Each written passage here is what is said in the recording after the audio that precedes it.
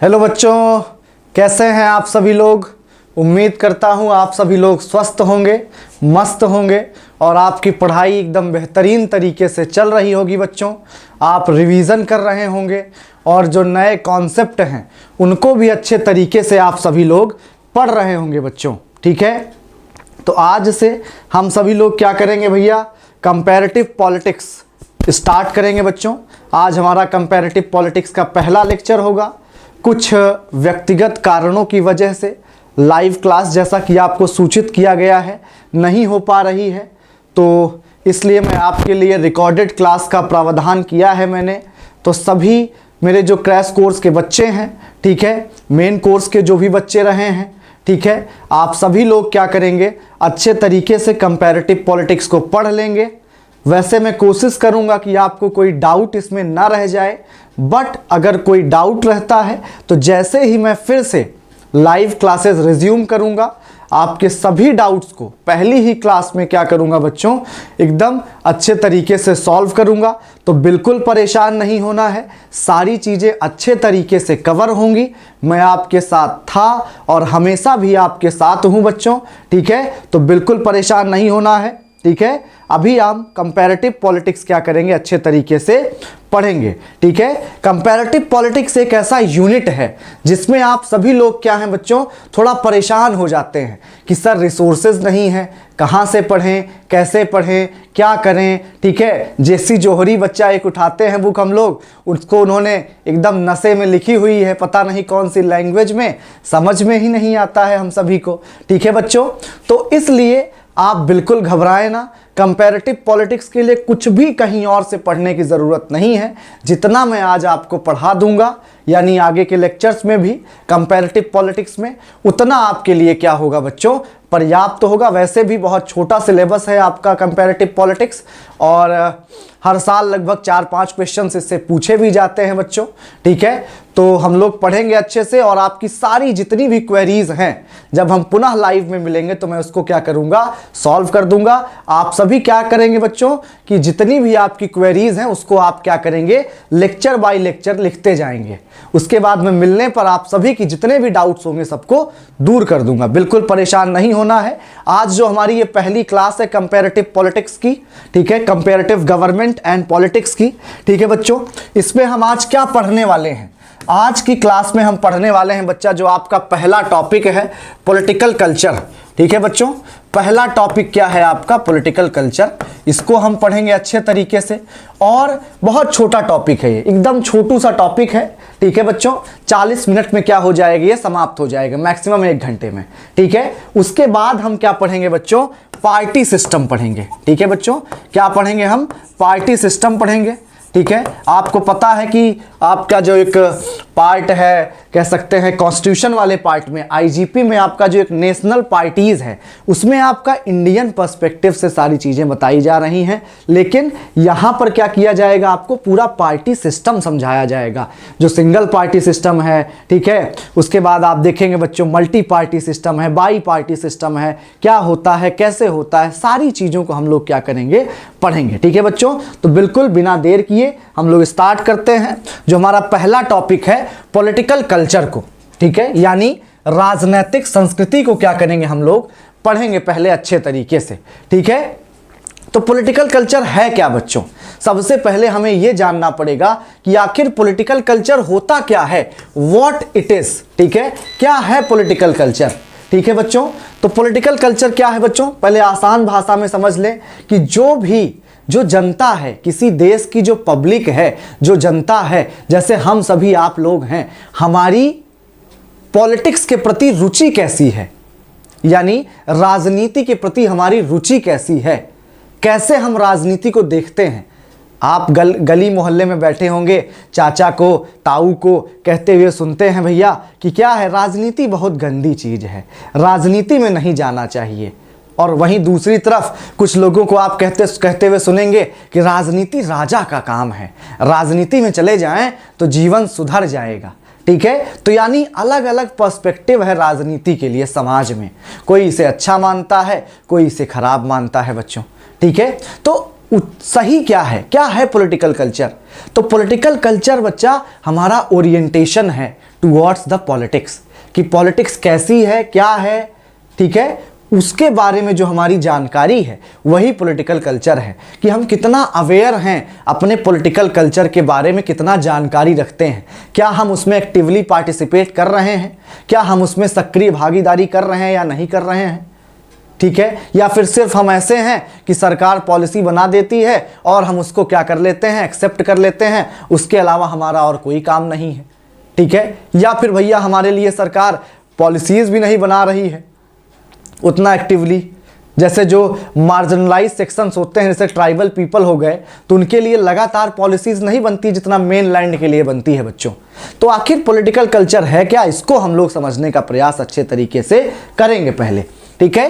तो as with many other social concept political culture has no single definition. आपको पता है बच्चा कि सामाजिक विज्ञान जो है उसमें कोई भी एक सिंगल डेफिनेशन नहीं होती है, तो राजनीतिक संस्कृति की भी कोई एक परिभाषा नहीं है बच्चों, ठीक है।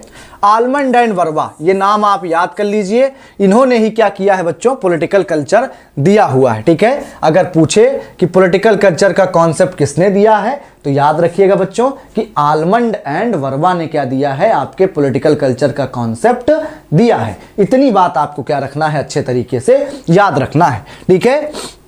इन्होंने क्या कहा बच्चों, इन्होंने कहा कि पॉलिटिकल कल्चर क्या है, the pattern of individual political orientations. Word याद रखिएगा, ये सब वर्ड आ जाएं तो जान लीजिए कि डेफिनेशन किसकी है, आलमंड एंड वर्वा की है।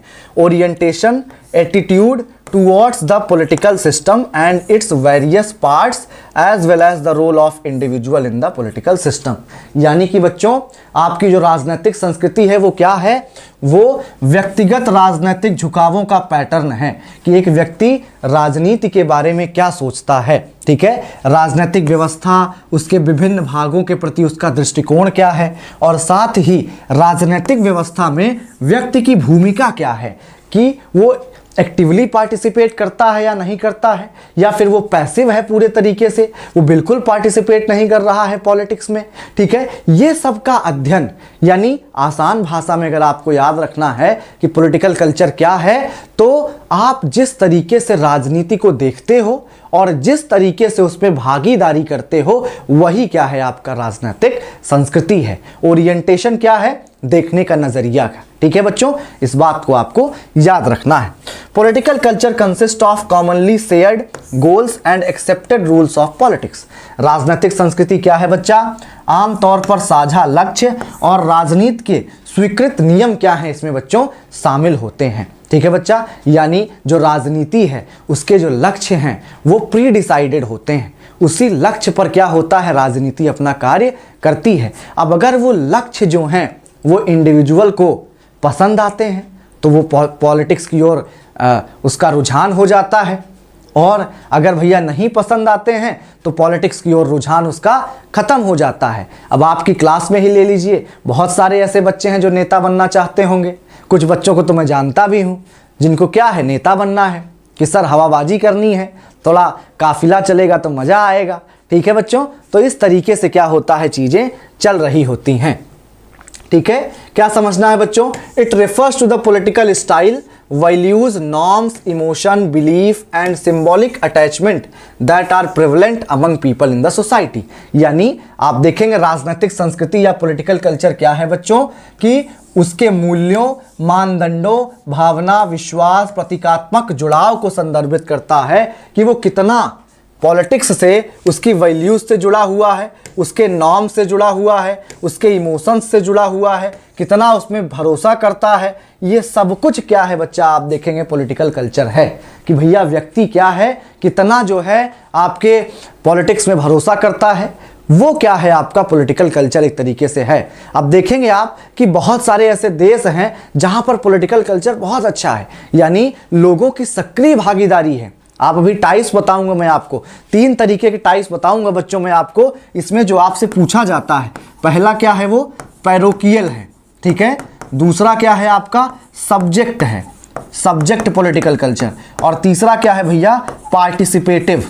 यानी 3 टाइप्स के आपके जो है मैं आपको पॉलिटिकल कल्चर पढ़ाऊंगा बच्चों, ठीक है। आप देखेंगे पैरोकियल क्या है बच्चों, जहां पर कोई इंटरेस्ट नहीं है लोगों को पॉलिटिक्स में, कोई इंटरेस्ट नहीं है, यानी ना ही उनका कुछ इनपुट होता है। आपको पता है कि जब सरकार जो है बच्चों कब कानून बनाती है, जब जो समाज के लोग कुछ अपने इनपुट्स देते हैं कि हाँ भैया इस पर कानून बनना चाहिए, इन बातों पर कानून बने, तो सरकार उन इनपुट्स पर क्या करती है, कानून बनाने का कार्य करती है।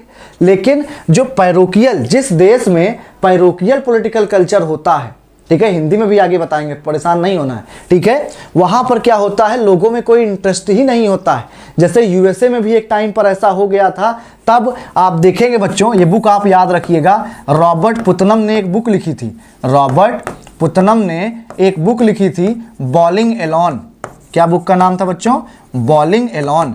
इसका मतलब क्या है भैया कि कोई खेलने वाला क्रिकेट है ही नहीं, एक व्यक्ति ही क्या कर रहा है, अकेले बॉलिंग किए जा रहा है, कोई साथी नहीं। यानी पॉलिटिक्स में सबका जो इंटरेस्ट था वो समाप्त हो चुका था, पॉलिटिक्स में भरोसा ही नहीं था, सब पैसा कमाने में लगे थे, सब अपनी इकोनॉमी को सुधारने में लगे थे, ठीक है। तो आप देखेंगे कि जो पैरोकियल कल्चर है वो क्या है, नो इंटरेस्ट, कोई पॉलिटिक्स में इंटरेस्ट नहीं है, ना इनपुट में ना आउटपुट में, ठीक है। उसके बाद सब्जेक्ट क्या है बच्चा, सब्जेक्ट में इनपुट क्या होता है बच्चा, जो आप अपनी तरफ से सरकार को कहते हो कि इस पर आप कानून बनाइए, वो आपके इनपुट्स हैं, जो आप सुझाव देते हो कि इस पर बनना चाहिए। आउटपुट क्या है बच्चों, आउटपुट वो जो पॉलिसीज हैं जो बन करके आती हैं। तो अगर इनपुट में और आउटपुट में किसी में आपका योगदान नहीं है, यानी ना तो आप सुझाव दे रहे हैं और ना ही पॉलिसीज आपके लिए बन रही हैं।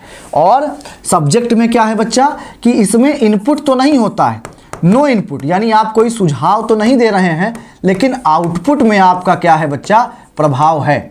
आउटपुट क्या है बच्चा, है, और इनपुट जो है आपका नहीं है। यानी जो पॉलिसीज बनेंगी वो आपको प्रभावित करेंगी, वो आप पर भी लागू होंगी, प्रभावित करेंगी आपको वो पॉलिटिक्स जो है पॉलिसीज, लेकिन इनपुट आपका कोई नहीं होगा, यानी आपका उसमें योगदान कोई नहीं होगा, ठीक है। और पार्टिसिपेंट क्या है बच्चा, ये एकदम बिल्कुल एक्टिव है, इसमें लोग क्या करते हैं बच्चों, एक्टिवली पार्टिसिपेट करते हैं, यानी इनपुट भी होता है और आउटपुट भी होता है, यानी दोनों चीज़ें इसमें होती हैं, इनपुट भी होता है और आउटपुट भी होता है, यानी लोग अपने सुझाव भी देते हैं और जो पॉलिसीज भी उनके सुझाव के हिसाब से क्या करती हैं, बनती हैं। यानी पैरोकियल आप देखेंगे जैसे ट्राइबल पीपल्स हैं, उनका कौन सा योगदान है पॉलिटिक्स में, ठीक है। उसके अलावा योगदान, मेरे कहने का मतलब है कि वो ज़्यादा इंटरेस्टिंगली उसमें पार्टिसिपेट नहीं करते, उनको लगता है सब फर्जी काम है, ठीक है। और जो आप देखेंगे कि भैया कह सकते हैं अफ्रीका के कुछ ऐसे देश हैं जो अभी भी क्या है, डिसइंटीग्रेटेड, उनको कोई मतलब नहीं है पॉलिटिक्स से, ट्राइब्स कुछ ऐसी हैं, ठीक है। अंडमान, आपको अब ले लीजिए एग्जांपल, अंडमान कितना आपके जो है, आपने पिछली बार अंडमान के बारे में कब सुना था अपने नेशनल पॉलिटिक्स में, सोचिएगा बच्चों, ठीक है, कि अंडमान के बारे में कब कानून बना हो, या अंडमान के बाद लोगों ने कब जो है आपके यहाँ जो पूरी कानून बनती है पॉलिसीज उसको कब प्रभावित किया था लास्ट बार एकदम अच्छे से। यानी ये सब क्या है, पैरोकियल हैं, बिल्कुल इनका कोई योगदान नहीं होता है ज़्यादा। सब्जेक्ट क्या है बच्चों कि भैया क्या है, इनके लिए जो है इनका कोई इनपुट तो नहीं है, लेकिन इनके लिए पॉलिसीज इनको मैटर करती हैं। यानी ये वो लोग हैं बच्चों जो गांव देहात के लोग हैं, ठीक है, इनको सुझाव देना नहीं आता, लेकिन जो पॉलिसीज बनती है उसको ये एक्टिवली पार्टिसिपेट जरूर करते हैं उसमें, ठीक है। वहीं पर आपका जो पार्टिसिपेटिव है, इसमें हम युवा लोग हैं जो समझदार हैं, पढ़े लिखे लोग हैं, हम क्या करते हैं भैया, हम पार्टिसिपेट भी करते हैं, अपने सुझाव भी देते हैं, और हमारे लिए पॉलिसीज जो बनती है उसको भी हम क्या करते हैं, अच्छे तरीके से समझते हैं। तो इसको और अच्छे से हम आगे समझेंगे, जो मैंने समझाया इतनी ही बात है, ठीक है बच्चों। तो ये क्या है, आप देख रहे हैं रुझान की बात है कि पॉलिटिक्स में आपका कितना रुझान है, ठीक है।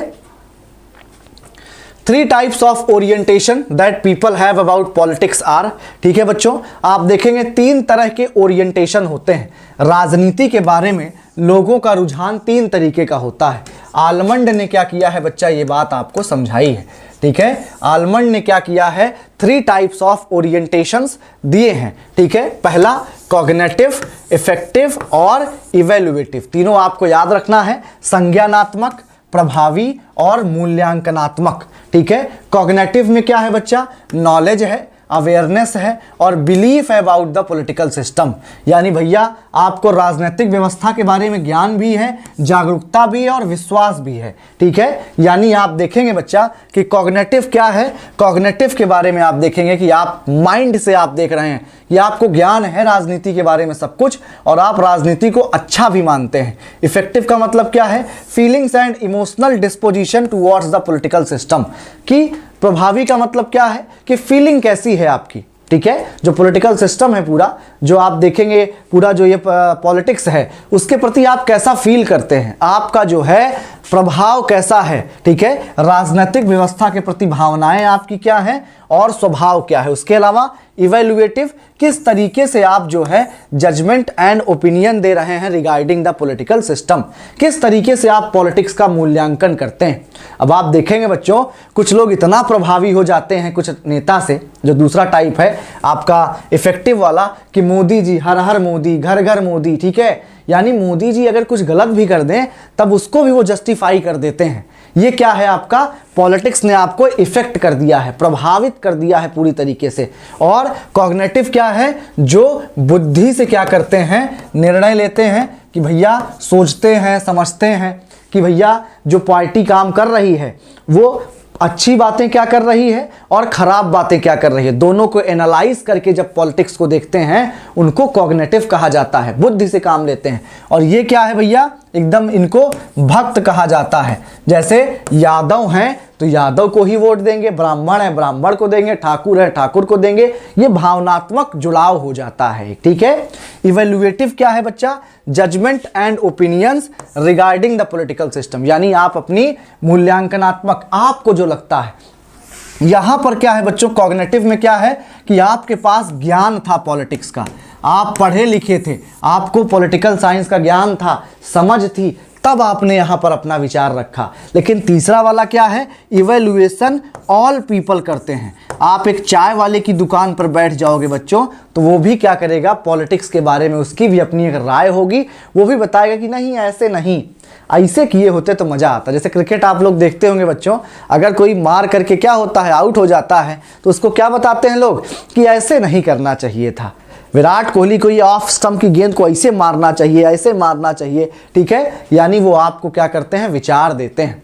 हर एक व्यक्ति की राय होती है और वो राय कहाँ आती है, आपका इवैल्यूएटिव में आती है। वो अपने हिसाब से मूल्यांकन करते हैं पार्टीज का और उस पर जो है फिर सरकार को जो है वो नंबर देते हैं। ठीक है, तो ये 3 ओरिएंटेशन है। ठीक है, आप इसको क्या रखेंगे, अच्छे तरीके से बच्चों याद रखेंगे, कॉग्निटिव, इफेक्टिव और इवैल्यूएटिव। ठीक है, एलिमेंट्स ऑफ पॉलिटिकल कल्चर क्या क्या हैं बच्चों, कि क्या क्या एलिमेंट हैं, क्या क्या तत्व हैं, किस आधार पर कहेंगे कि भैया क्या क्या पॉलिटिकल कल्चर है। ठीक है, the key content of political culture in society includes, क्या क्या आता है, the level of social trust और distrust of government in the society. कैसे जो है किसी समाज में राजनीतिक जो संस्कृति है वो डेवलप कैसे होती है, ये वो तत्व हैं, इनके बिना पॉलिटिकल कल्चर डेवलप नहीं हो सकता है बच्चों। ठीक है, पहला तत्व क्या है बच्चा, कि समाज में सरकार के प्रति कैसा विश्वास है। अगर तो भैया सरकार पर भरोसा होगा तो लोग एक्टिवली पार्टिसिपेट कर रहे होंगे। अगर सरकार के कामों पर भरोसा नहीं होगा बच्चों तो एक्टिवली पार्टिसिपेट कैसे कर पाएंगे, बिल्कुल नहीं कर रहे होंगे। ठीक है, उसके बाद आप देखेंगे loyalty and attachment of the citizen to the political system, कि राजनीतिक व्यवस्था के प्रति नागरिकों की निष्ठा और लगाव कैसा है। किसी नेता को एकदम बढ़िया राजा मान लेते हैं कि भैया हमारे लिए तो मोदी जी ही हैं, हमारे लिए तो अखिलेश भैया ही हैं, जज जज जज जज जय अखिलेश का नारा भी लगाने लगते हैं, या हमारे लिए कांग्रेस सबसे बढ़िया है। अपना अपना क्या कर लेते हैं लोग, पार्टी को चुन लेते हैं, उसके उस सिस्टम के प्रति निष्ठा और लगाव में क्या है बच्चों, लग जाते हैं। ठीक है, citizens attitude towards the government in power, सत्तासीन सरकार के प्रति नागरिक का क्या दृष्टिकोण है कि सरकार अच्छी है कि बुरी है। ठीक है, the citizen sense of their involvement in the decision making process, अब उनके पास रीजन कितना है, जो सिटीजन्स हैं उनके पास बुद्धि कितनी है, इस पर भी डिपेंड करता है, विवेक कितना है कि वो निर्णय ले पा रहे हैं या नहीं ले पाएंगे। ठीक है, उनका कल्चर कैसा होगा, उनका पॉलिटिकल कल्चर कैसा होगा, ये रीजन पर भी क्या करता है बच्चों, डिपेंड करता है। ठीक है, तो आप देख रहे हैं कि गवर्नमेंट के प्रति क्या विचार है, ठीक है, जो पॉलिटिकल सिस्टम है उसके प्रति निष्ठा कितनी है उनकी, ये सारे वो फैक्टर्स हैं जो आप देखेंगे कि पॉलिटिकल कल्चर को क्या करते हैं, डिटरमाइन करते हैं। अब पॉलिटिकल सोशलाइजेशन के बारे में समझेंगे बच्चों। पॉलिटिकल सोशलाइजेशन क्या है, राजनीतिक समाजीकरण क्या है। जब एक बच्चा पैदा होता है बच्चों, आपको मैंने पढ़ाया हुआ है जॉन लॉक को, वो टैबुला रासा की बात करते हैं। टैबुला रासा क्या है बच्चों? टैबुला रासा है कि जब एक व्यक्ति पैदा होता है, एक बच्चा पैदा होता है, तो उसको कुछ नहीं पता होता है, उसको कुछ नहीं पता होता है। वो समाज से क्या करता है, सब कुछ सीखता है, सारे अनुभव लेता है समाज से, ठीक है। तो आप देखेंगे पॉलिटिक्स के बारे में भी तो जानकारी उसको समाज ही देता होगा।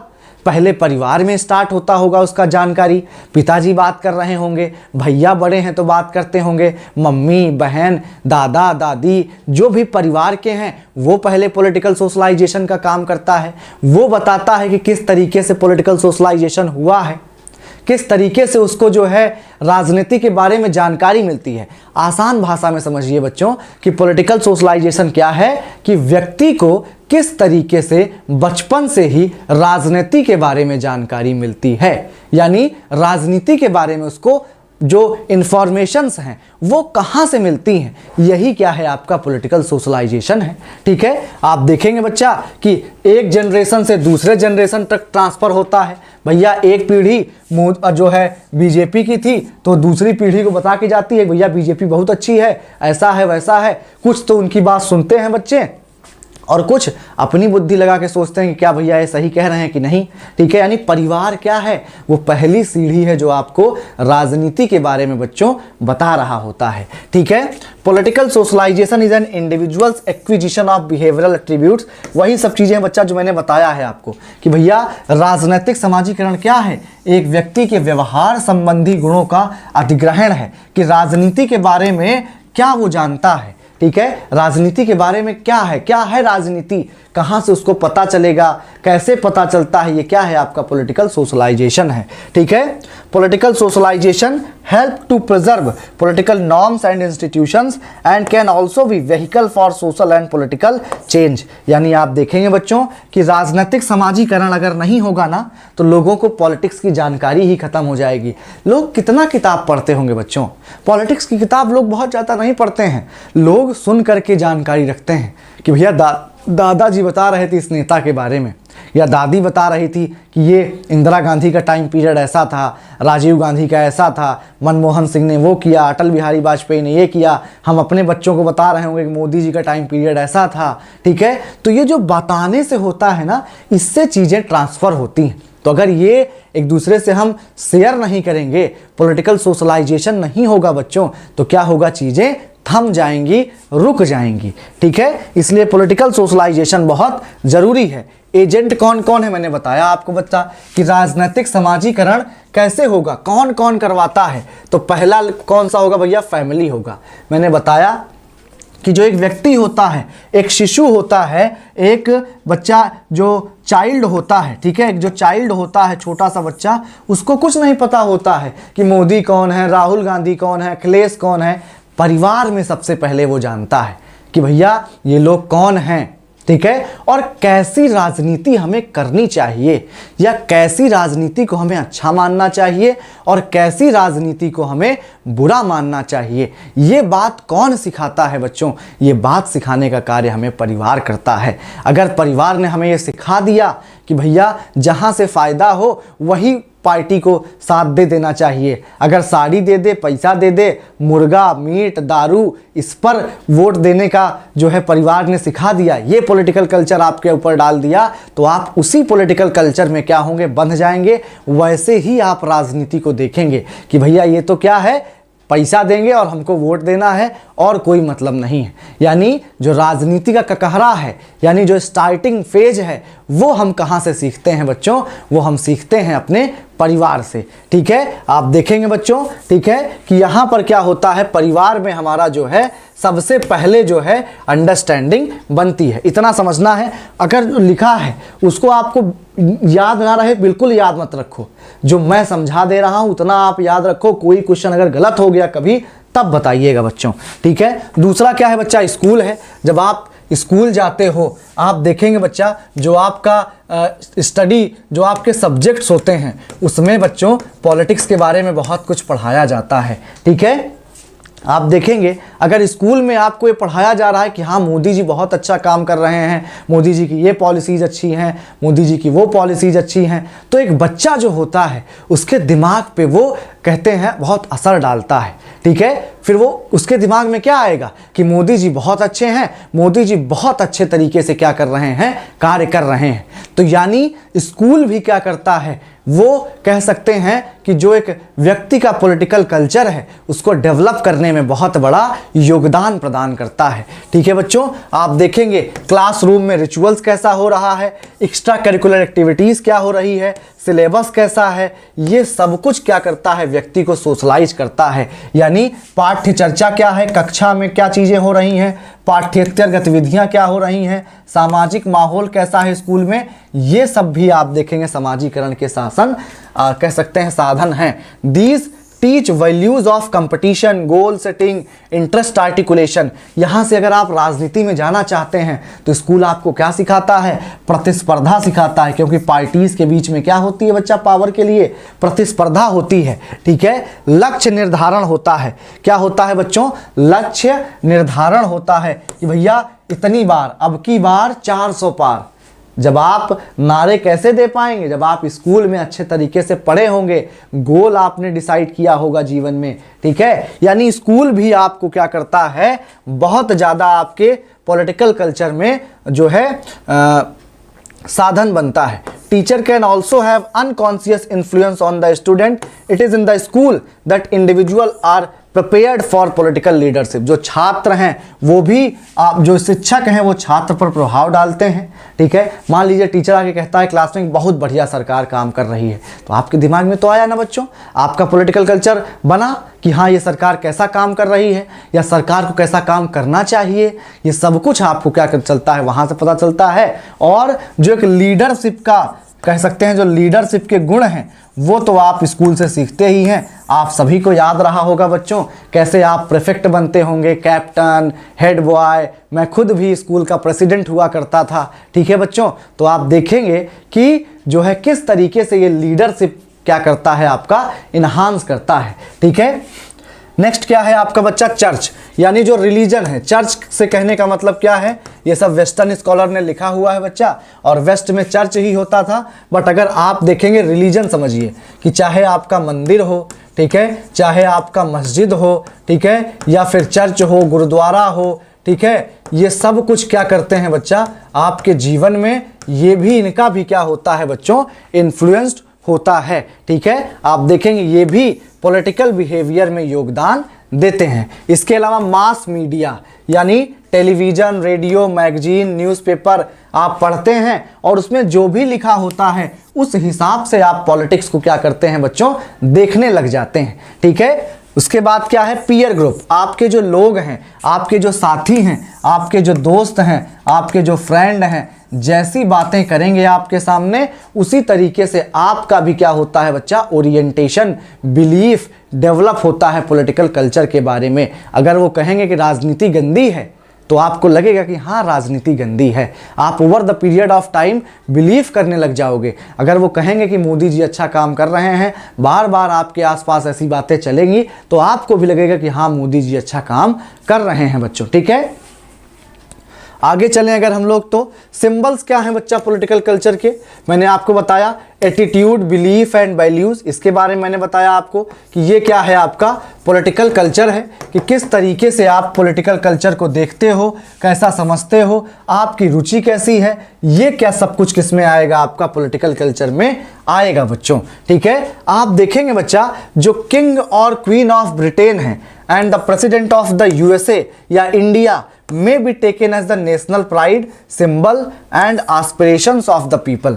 अगर हम पॉलिटिकल सिंबल की बात करें कि पॉलिटिकल सिंबल कौन होता है जिसको देख कर लगता है कि हाँ ये हमारा प्रतीक है, ये हमारा राजनीतिक प्रतीक है, ये हमारे देश को रिप्रेजेंट करता है। सिंबल का सबसे बड़ा काम क्या होता है बच्चों, देश को रिप्रेजेंट करना।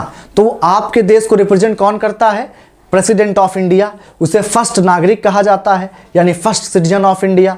तो वो हमारा क्या है, हमारे पॉलिटिकल कल्चर का सिंबल है। वैसे पूछा कहीं नहीं जाता है ये सब, बट आपको पता रहे कि सिंबल क्या होता है, जो एक राजनीति में सबसे प्रमुख पद होता है, जो कि एक कह सकते हैं गौरव से जुड़ा होता है, इमोशन से जुड़ा होता है। जैसे ब्रिटेन के लोग अपने राजा रानी के प्रति बहुत लगाव रखते हैं, भले ही पार्लियामेंट्री सिस्टम है, लेकिन राजा रानी को देख लेते हैं तो उनको सुकून आ जाता है कि हाँ भैया राजा को देख लिया, ये हमारे माई बाप हैं, ठीक है। तो वो सिंबल होता है। जैसे यूएसए में प्रेसिडेंट को दिया जाता है, ठीक है। Great leaders like Mahatma Gandhi, Sardar Patel are considered as symbol of India. ये क्या है, भारत के सिंबल हैं। The national flag, national anthem, national calendar are the symbols of political culture. यानी महात्मा गांधी, सरदार पटेल जैसे नेताओं को भारत का प्रतीक माना जाता है। राष्ट्रीय ध्वज, राष्ट्रीय गान, राष्ट्रीय कैलेंडर, ये सब भी राजनीतिक संस्कृति के क्या हैं बच्चों, प्रतीक हैं। और इन सब का उपयोग करके जो पार्टीज होती हैं, वो आपके जो ओरिएंटेशन है, आप जो राजनीति के बारे में सोचते हो, आप जो एक पॉलिटिकल पार्टी के बारे में सोचते हो, उसको क्या है बच्चा, ये बदलने का कार्य करते हैं, ठीक है। तो अभी तक आपको बच्चा समझने वाली सारी चीज थी, कुछ भी याद नहीं रखना है। सिर्फ क्या याद रखना है कि आलमंड एंड वर्बा ने क्या किया था भैया, आपका कहेंगे पॉलिटिकल कल्चर दिया। और दूसरी बात क्या बताया मैंने कि आलमंड ने 3 तरीके की ओरिएंटेशन दिए थे, उन तीनों को आपको क्या करना है, याद रखना है, ठीक है। आप देखेंगे बच्चा कि इसमें क्या बताया जा रहा है, after the second world war new concept like political system, political socialization, political culture, power, authority emerged. Second world war जब समाप्त हुआ बच्चा, तो बहुत ग्रोथ हुआ पॉलिटिकल साइंस के फील्ड में, बहुत सारे नए नए कॉन्सेप्ट आ रहे थे, क्योंकि क्या कहा गया कि एंड ऑफ आइडियोलॉजी हो गई है। डेनियल बेल के द्वारा बच्चों एंड ऑफ आइडियोलॉजी की बात की गई कि भैया जो आइडियोलॉजी, विचारधारा पर युद्ध चल रहा था, वो सब कुछ अब समाप्त हो गया है। अब लोग क्या करेंगे भैया, अच्छे तरीके से अपने रीजन से सोचेंगे। तो नई नई आप देखेंगे विचारधारा आ रही थी, जैसे राजनीतिक व्यवस्था, राजनीतिक समाजीकरण, राजनीतिक संस्कृति, शक्ति और सत्ता जैसी नई धारणाएं उभरी, ठीक है। उसी में पॉलिटिकल कल्चर क्या था बच्चा, मैंने आपको कई बार बता चुका मैं अभी आज ही की क्लास में कि political culture consist of attitudes, belief, values, behaviour of people towards the political system. एकदम बस इसी को आप लिख लीजिए नोट्स में कि राजनीतिक संस्कृति क्या है बच्चा, राजनीतिक व्यवस्था के प्रति, यानी जो व्यवस्था है, राजनीतिक व्यवस्था है, यानी गवर्नमेंट है, पार्टीज हैं, ये सब क्या है, पॉलिटिकल सिस्टम का कौन पार्ट होता है बच्चा, पॉलिटिकल सिस्टम में गवर्नमेंट आता है, पार्टीज आती हैं। तो इनके प्रति लोगों का रुझान कैसा है, इनके प्रति लोगों का दृष्टिकोण क्या है,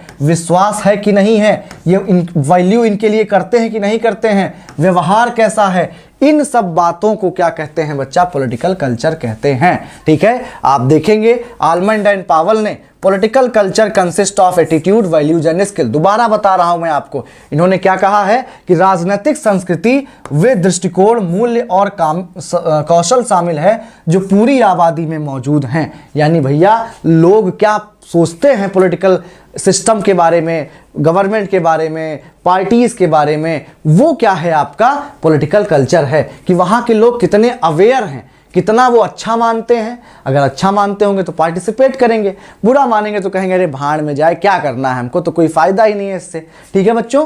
आगे देखेंगे कि भैया जो है सिविक कल्चर, अब ये आपको याद रखना है, सिविक कल्चर क्या है बच्चा, एक बुक है, यहीं से क्वेश्चन पूछ लिया जाएगा आपसे, ठीक है। सिविक कल्चर एक बुक है, किसकी, Gabriel almond and Sydney Verma की, जो कि 1963 में क्या होती है बच्चा, पब्लिश होती है। यानी सिविक कल्चर गैब्रियल आलमंड और सिडनी वर्मा का 1963 का क्या है, एक क्लासिक अध्ययन है। क्लासिक किसको कहते हैं, जो बहुत बेस्ट बुक होती है, ठीक है। आप देखेंगे इसमें इन्होंने क्या कहा है कि भैया जो आपके डेविड ईस्टन है, उनका जो इनपुट आउटपुट का मॉडल है, उसको लेकर के इन्होंने क्या किया है, समझाने का प्रयास किया है, ठीक है बच्चों, कि पॉलिटिकल सिस्टम कैसे काम करता है। पॉलिटिकल सिस्टम क्या है, गवर्नमेंट है, पार्टीज हैं, ठीक है, ये सब क्या है आपका पॉलिटिकल सिस्टम है।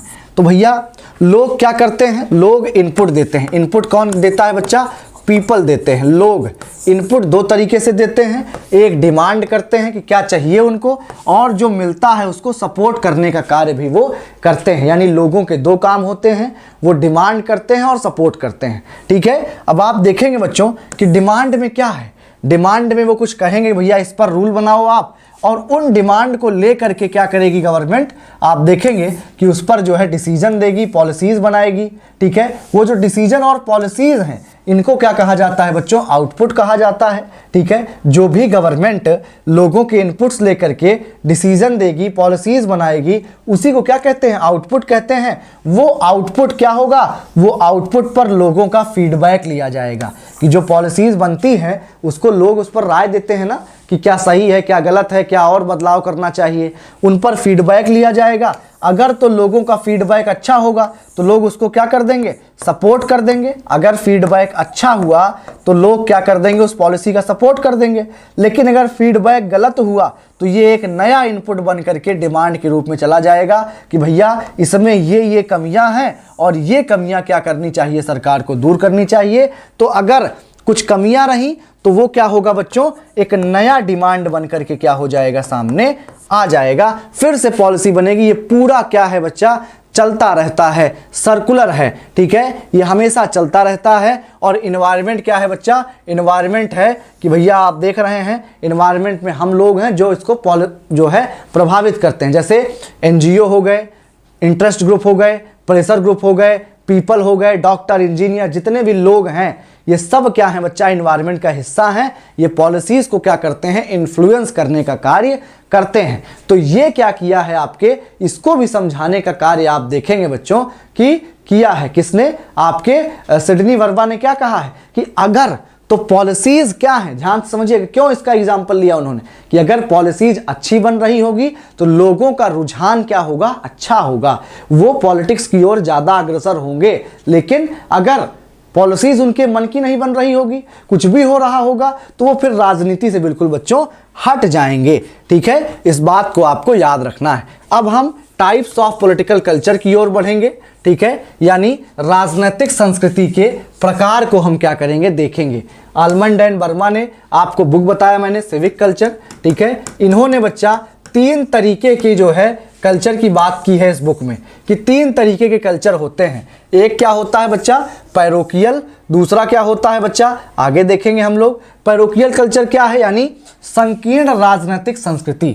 इसमें जो लोग होते हैं बच्चा, in this type of political culture people have no knowledge of input and output. Input मैंने बताया आपको, यहां पर आपने देखा, इसीलिए इसको मैंने समझाया कि इनपुट क्या है और आउटपुट क्या है। इनपुट क्या है, जो लोगों की डिमांड है, जो सपोर्ट करते हैं, तो ना तो उनकी कोई डिमांड है, ना तो उनसे कोई पूछता है, कोई फीडबैक भी नहीं लेता है, और आउटपुट पर भी उनका कोई रोल नहीं है। ठीक है, यानी आप देखेंगे बच्चों कि उनको ना तो इनपुट की नॉलेज है, ना आउटपुट की नॉलेज है, यानी ना वो अपना कोई सुझाव देते हैं और ना ही जो आउटपुट आता है उस पर भी अपनी कोई फीडबैक देते हैं। वो बिल्कुल कटे हुए हैं। ठीक है, they are not aware about their political system. उन्हें अपने कह सकते हैं राजनीतिक व्यवस्था के बारे में जानकारी भी नहीं है। यहां तक कि बहुत लोग ऐसे भी होते हैं बच्चा, जिनको ये तक नहीं पता होता है कि प्रधानमंत्री कौन है आपके यहाँ का। आप चले जाइए ट्राइबल में, पूछिएगा, हो सकता है 90% लोग नहीं बता पाएंगे, जो बच्चे हैं। ठीक है, generally in the underdeveloped countries and in the traditional society system there is a lack of consciousness and interest or widespread indifference among individuals regarding political issue।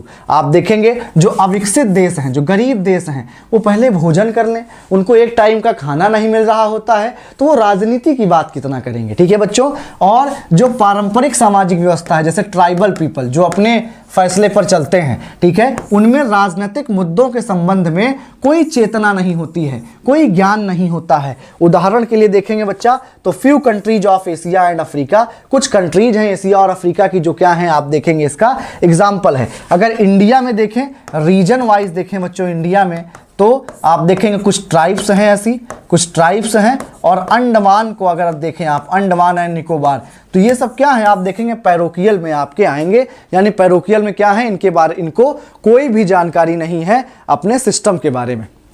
दूसरा क्या है बच्चा, सब्जेक्ट पॉलिटिकल कल्चर, यानी ये बच्चा क्या है, ये पैरोकियल से तो थोड़ा सा आगे है, यानी ये इनको इनपुट तो नहीं पता है, लेकिन आउटपुट जो आता है, जो पॉलिसीज आती है, उस पर ये राय देते हैं। यानी ये नहीं कहते हैं क्या बनाओ, ठीक है। जैसे क्या होता है घर में, क्या होता है बच्चों, जब मम्मी पूछ रही होती हैं कि ये बना दें, क्या बनाएं बच्चों बताओ, आज क्या बनाएं खाने में, तो हम लोग कभी कभी नहीं बनाते, जो मन हो बना दो, ठीक है। लेकिन जब वो बना देती हैं तब हम राय देते हैं कि क्या बना दिया मम्मी यार आपने, ये नहीं खाने का मन था, ये गंदा है, ये अच्छा है, राय दे देते हैं। यानी इनपुट में आपका कोई योगदान नहीं था, लेकिन आउटपुट में आपने क्या किया, पूरी तरीके से बताया। यानी ये जो जहाँ पर सब्जेक्ट पॉलिटिकल कल्चर होता है, वहाँ के लोग आपको डिमांड नहीं देते हैं कि इस पर लॉ बनाओ, लेकिन जो आप लॉ बनाओगे उस पर अपनी प्रतिक्रिया यानी फीडबैक जरूर देते हैं, ठीक है। इतना भी याद रखेंगे तो आपका काम हो जाएगा। यानी जो इस टाइप का है उसमें नो नॉलेज और little knowledge about the input but have the full knowledge of output. यानी भैया इनपुट के बारे में कोई ज्ञान नहीं होता है, लेकिन आउटपुट के बारे में पूरी जानकारी होती है, ठीक है। आप देखेंगे बच्चा, despite the existence of enthusiasm और for political life the people here make no attempt to influence the decision making process. राजनीतिक जीवन के प्रति उत्साह तो होता है इनमें, लेकिन यहाँ के लोग निर्णय लेने की प्रक्रिया को प्रभावित करने का कोई प्रयास नहीं करते हैं, ठीक है। Rather most of the government decisions are accepted without authority. आप देखेंगे बच्चों कि ज़्यादातर फैसले बिना अधिकार के ही क्या किए हैं जाते हैं बच्चा, लिए जाते हैं। This tendency in public affair for public interest is attributed to this kind of inactive political culture। यानी भैया अगर क्या होता, अगर लोग अच्छे तरीके से एक्टिवली पार्टिसिपेट करते तो क्या होता कि भैया जो गवर्नमेंट है वो अपने हिसाब से काम ना कर पाती। लेकिन क्योंकि लोग कोई डिमांड ही नहीं कर रहे हैं, लोग कुछ कह ही नहीं रहे हैं, तो क्या होता है आप देखेंगे भैया कि सरकार अपने हिसाब से बना देती है जो भी कानून बनाना होता है, फिर लोगों की राय उस पर आती है, ठीक है। एग्जाम्पल के तौर पर समझेंगे बच्चों, मेजर कंट्रीज ऑफ एशिया, बहुत सारी कंट्री की, जो एशिया की बहुत सारी कंट्रीज, और कुछ कंट्रीज ऑफ अफ्रीका। यानी जैसे आप देखेंगे बच्चों कि एशिया में बहुत सारी कंट्रीज, लगभग सभी कंट्रीज क्या हैं, आप देखेंगे कि वो लगभग आपके सब्जेक्ट पॉलिटिकल कल्चर का ही पार्ट हैं। अगर इंडिया को भी देखा जाए तो 70-80% तो सब्जेक्ट ही है, क्योंकि 20-30% वाले ही ऐसे हैं बच्चा जो क्या करते हैं, जो इनपुट्स देते हैं, ठीक है। तो आप देखेंगे आगे हम लोग तीसरा कौन सा है टाइप, पार्टिसिपेंट पॉलिटिकल कल्चर। तीसरा टाइप कौन सा है बच्चों, पार्टिसिपेंट पॉलिटिकल कल्चर, यानी सहभागी राजनीतिक संस्कृति। इसमें क्या है बच्चा, एकदम एक्टिव सिटीजन होते हैं, वो बिल्कुल अपने सभी अधिकारों ड्यूटीज के प्रति एकदम क्या होते हैं, सजग होते हैं।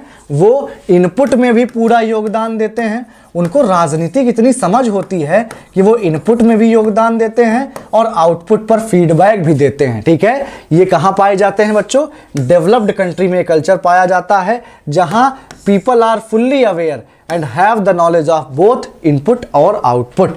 विकसित देशों में ऐसी व्यवस्था पाई जाती है जहां लोग पूरी तरीके से जागरूक और इन्हें इनपुट और आउटपुट दोनों का क्या होता है, ज्ञान होता है, ठीक है। आप देखेंगे यहाँ का एवरी सिटीजन, हर एक व्यक्ति एक्टिवली पार्टिसिपेट करता है पॉलिटिकल अफेयर में, ठीक है। वो क्या कहते हैं, अपने आप को एक्टिव मेंबर यानी सक्रिय सदस्य मानते हैं राजनीति का, ठीक है। आप देखेंगे बच्चों कि यहाँ के जो लोग हैं, जैसे यूएसए हो गया, ठीक है।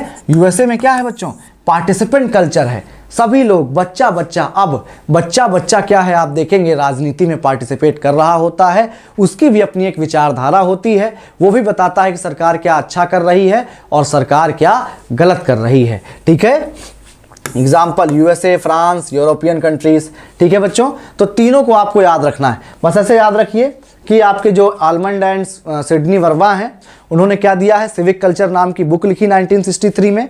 उन्होंने क्या किया, 3 तरीके के कल्चर की बात की, पैरोकियल जिसमें किसी को कोई इंटरेस्ट नहीं है, no input no output, subject जिसमें नो इनपुट लेकिन आउटपुट यानी फीडबैक देते हैं, फिर पार्टिसिपेंट आते हैं जिसमें दोनों होता है, इनपुट और आउटपुट यानी active involvement of the people in the कह सकते हैं पॉलिटिकल अफेयर्स, ठीक है। इस बात को आप याद रखेंगे। लेकिन क्या कहा आपके कह सकते हैं एलमंड और वर्मा ने कहा कि ये तीनों कल्चर पूरी तरीके से कंप्लीट नहीं है, ये तीनों कल्चर अच्छे नहीं हैं। कौन सा कल्चर अच्छा है, सिविक कल्चर, जो उन तीनों ने आपके जो आलमंड एंड वर्मा हैं, दोनों ने मिला करके क्या किया, इस कल्चर को दिया एक नया नागरिक संस्कृति दिया। उन्होंने कहा कि वही आपका कल्चर सही होता है जिसमें तीनों टाइप के कल्चर आए, यानी वही देश सबसे अच्छा माना जाएगा जहां पर तीनों कल्चर क्या हो पाए जाएं। यानी कुछ लोग क्या हो, बिल्कुल पैरोकियल हो, उनको पॉलिटिक्स से कोई मतलब ही ना हो, यानी ऐसे लोग क्या होंगे, बड़े बड़े जो है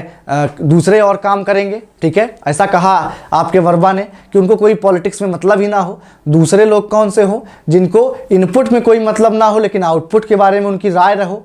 और तीसरे कौन है, कुछ लोग ऐसे भी चाहिए जो एक्टिवली क्या करें, पार्टिसिपेट करें। ठीक है बच्चों, तो इन्होंने क्या कहा कि that political culture is the best political culture which constitutes all the three political cultures, namely parochial and subject and also the participant political culture। ठीक है, इस बात को आपको याद रखना है कि वही राजनीतिक कह सकते हैं संस्कृति अच्छी होती है जिसमें पैरोकियल, सब्जेक्ट और पार्टिसिपेंट यानी संकीर्ण, विषयगत और सहभागी तीनों क्या हो पाई जाएं। ठीक है, आप देखेंगे बच्चा, it is considered as civic culture, such type is mostly found in India. आप देखेंगे इंडिया में ऐसा पाया जाता है। ठीक है, उसके अलावा आप देखेंगे फिर नेक्स्ट एक बात है, उसको भी आप लोग क्या रखेंगे, याद रखेंगे। ये तो सिडनी एंड वर्वा का कल्चर हो गया, लेकिन अब एक फाइनर है। ठीक है, फाइनर करके जो है एक थिंकर है फाइनर, उन्होंने SE फाइनर, उन्होंने क्या किया है, पॉलिटिकल कल्चर को 3 पार्ट में इन्होंने भी डिवाइड किया है,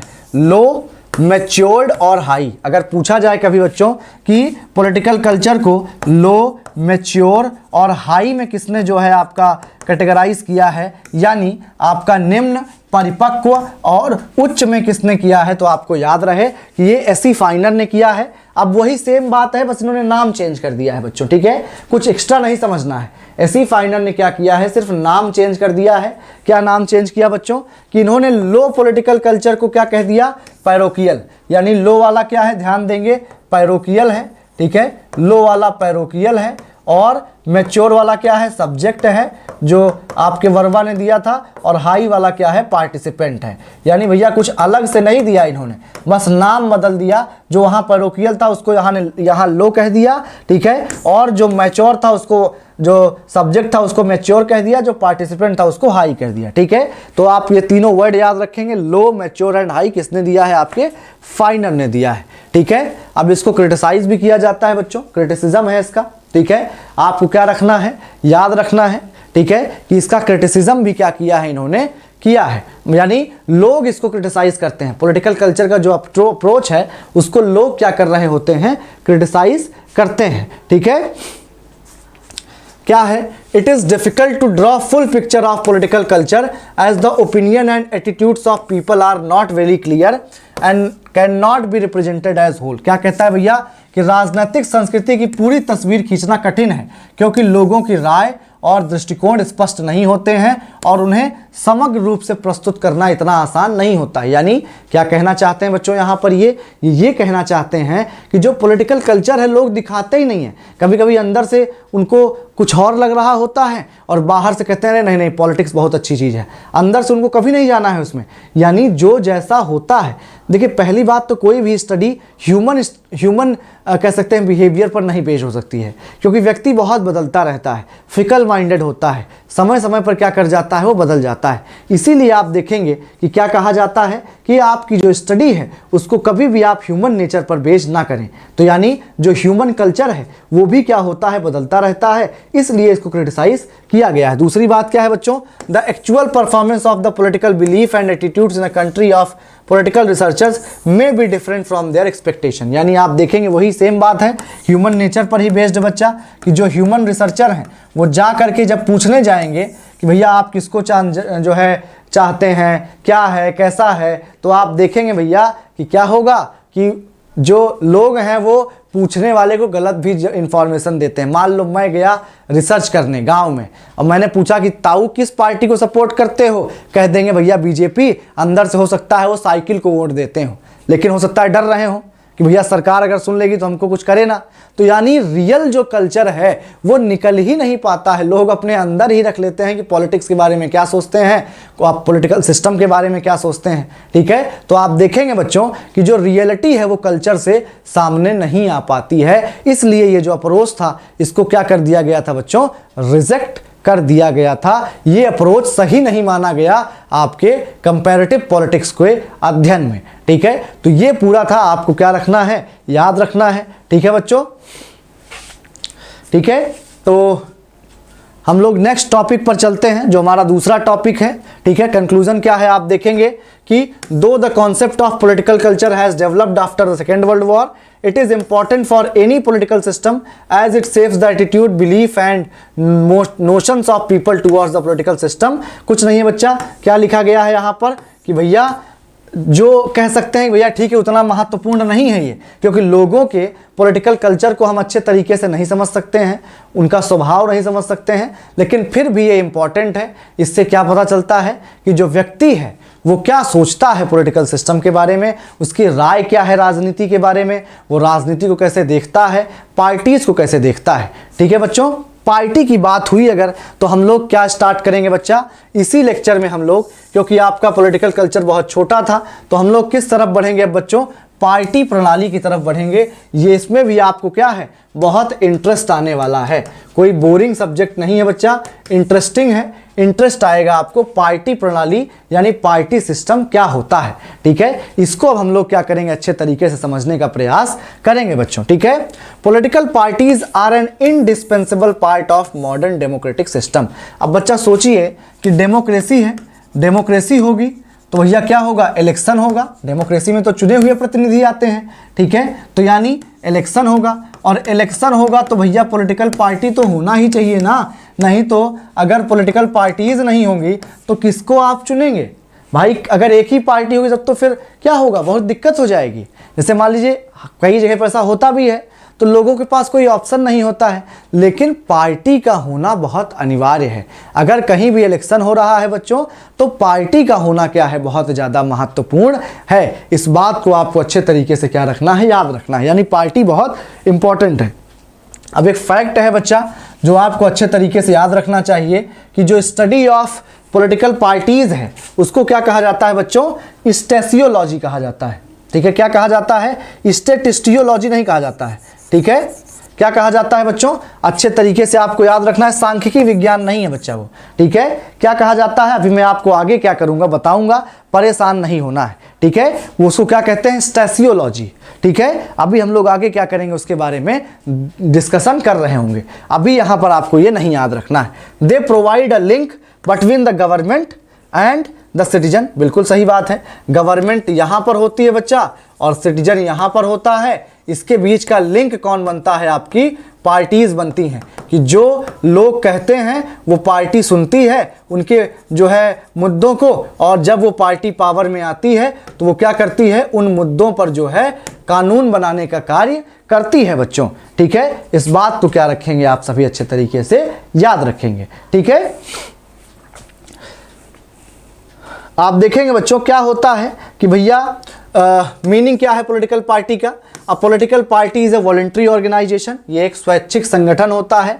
ठीक है, जिसमें लोग कैसे जुड़ते हैं, joined by persons more or less sharing common aims objective who seek to gain control of the government operators with a view of furthering their interest. यानी बच्चा क्या याद रखना है आपको कि भैया कौन लोग होते हैं पार्टी में, एक ही विचारधारा के लोग होते हैं। बीजेपी में उन बीजेपी के खिलाफ अगर विचारधारा होगी तो कैसे टिक पाएंगे, तब तो उनको निकाल दिया जाएगा।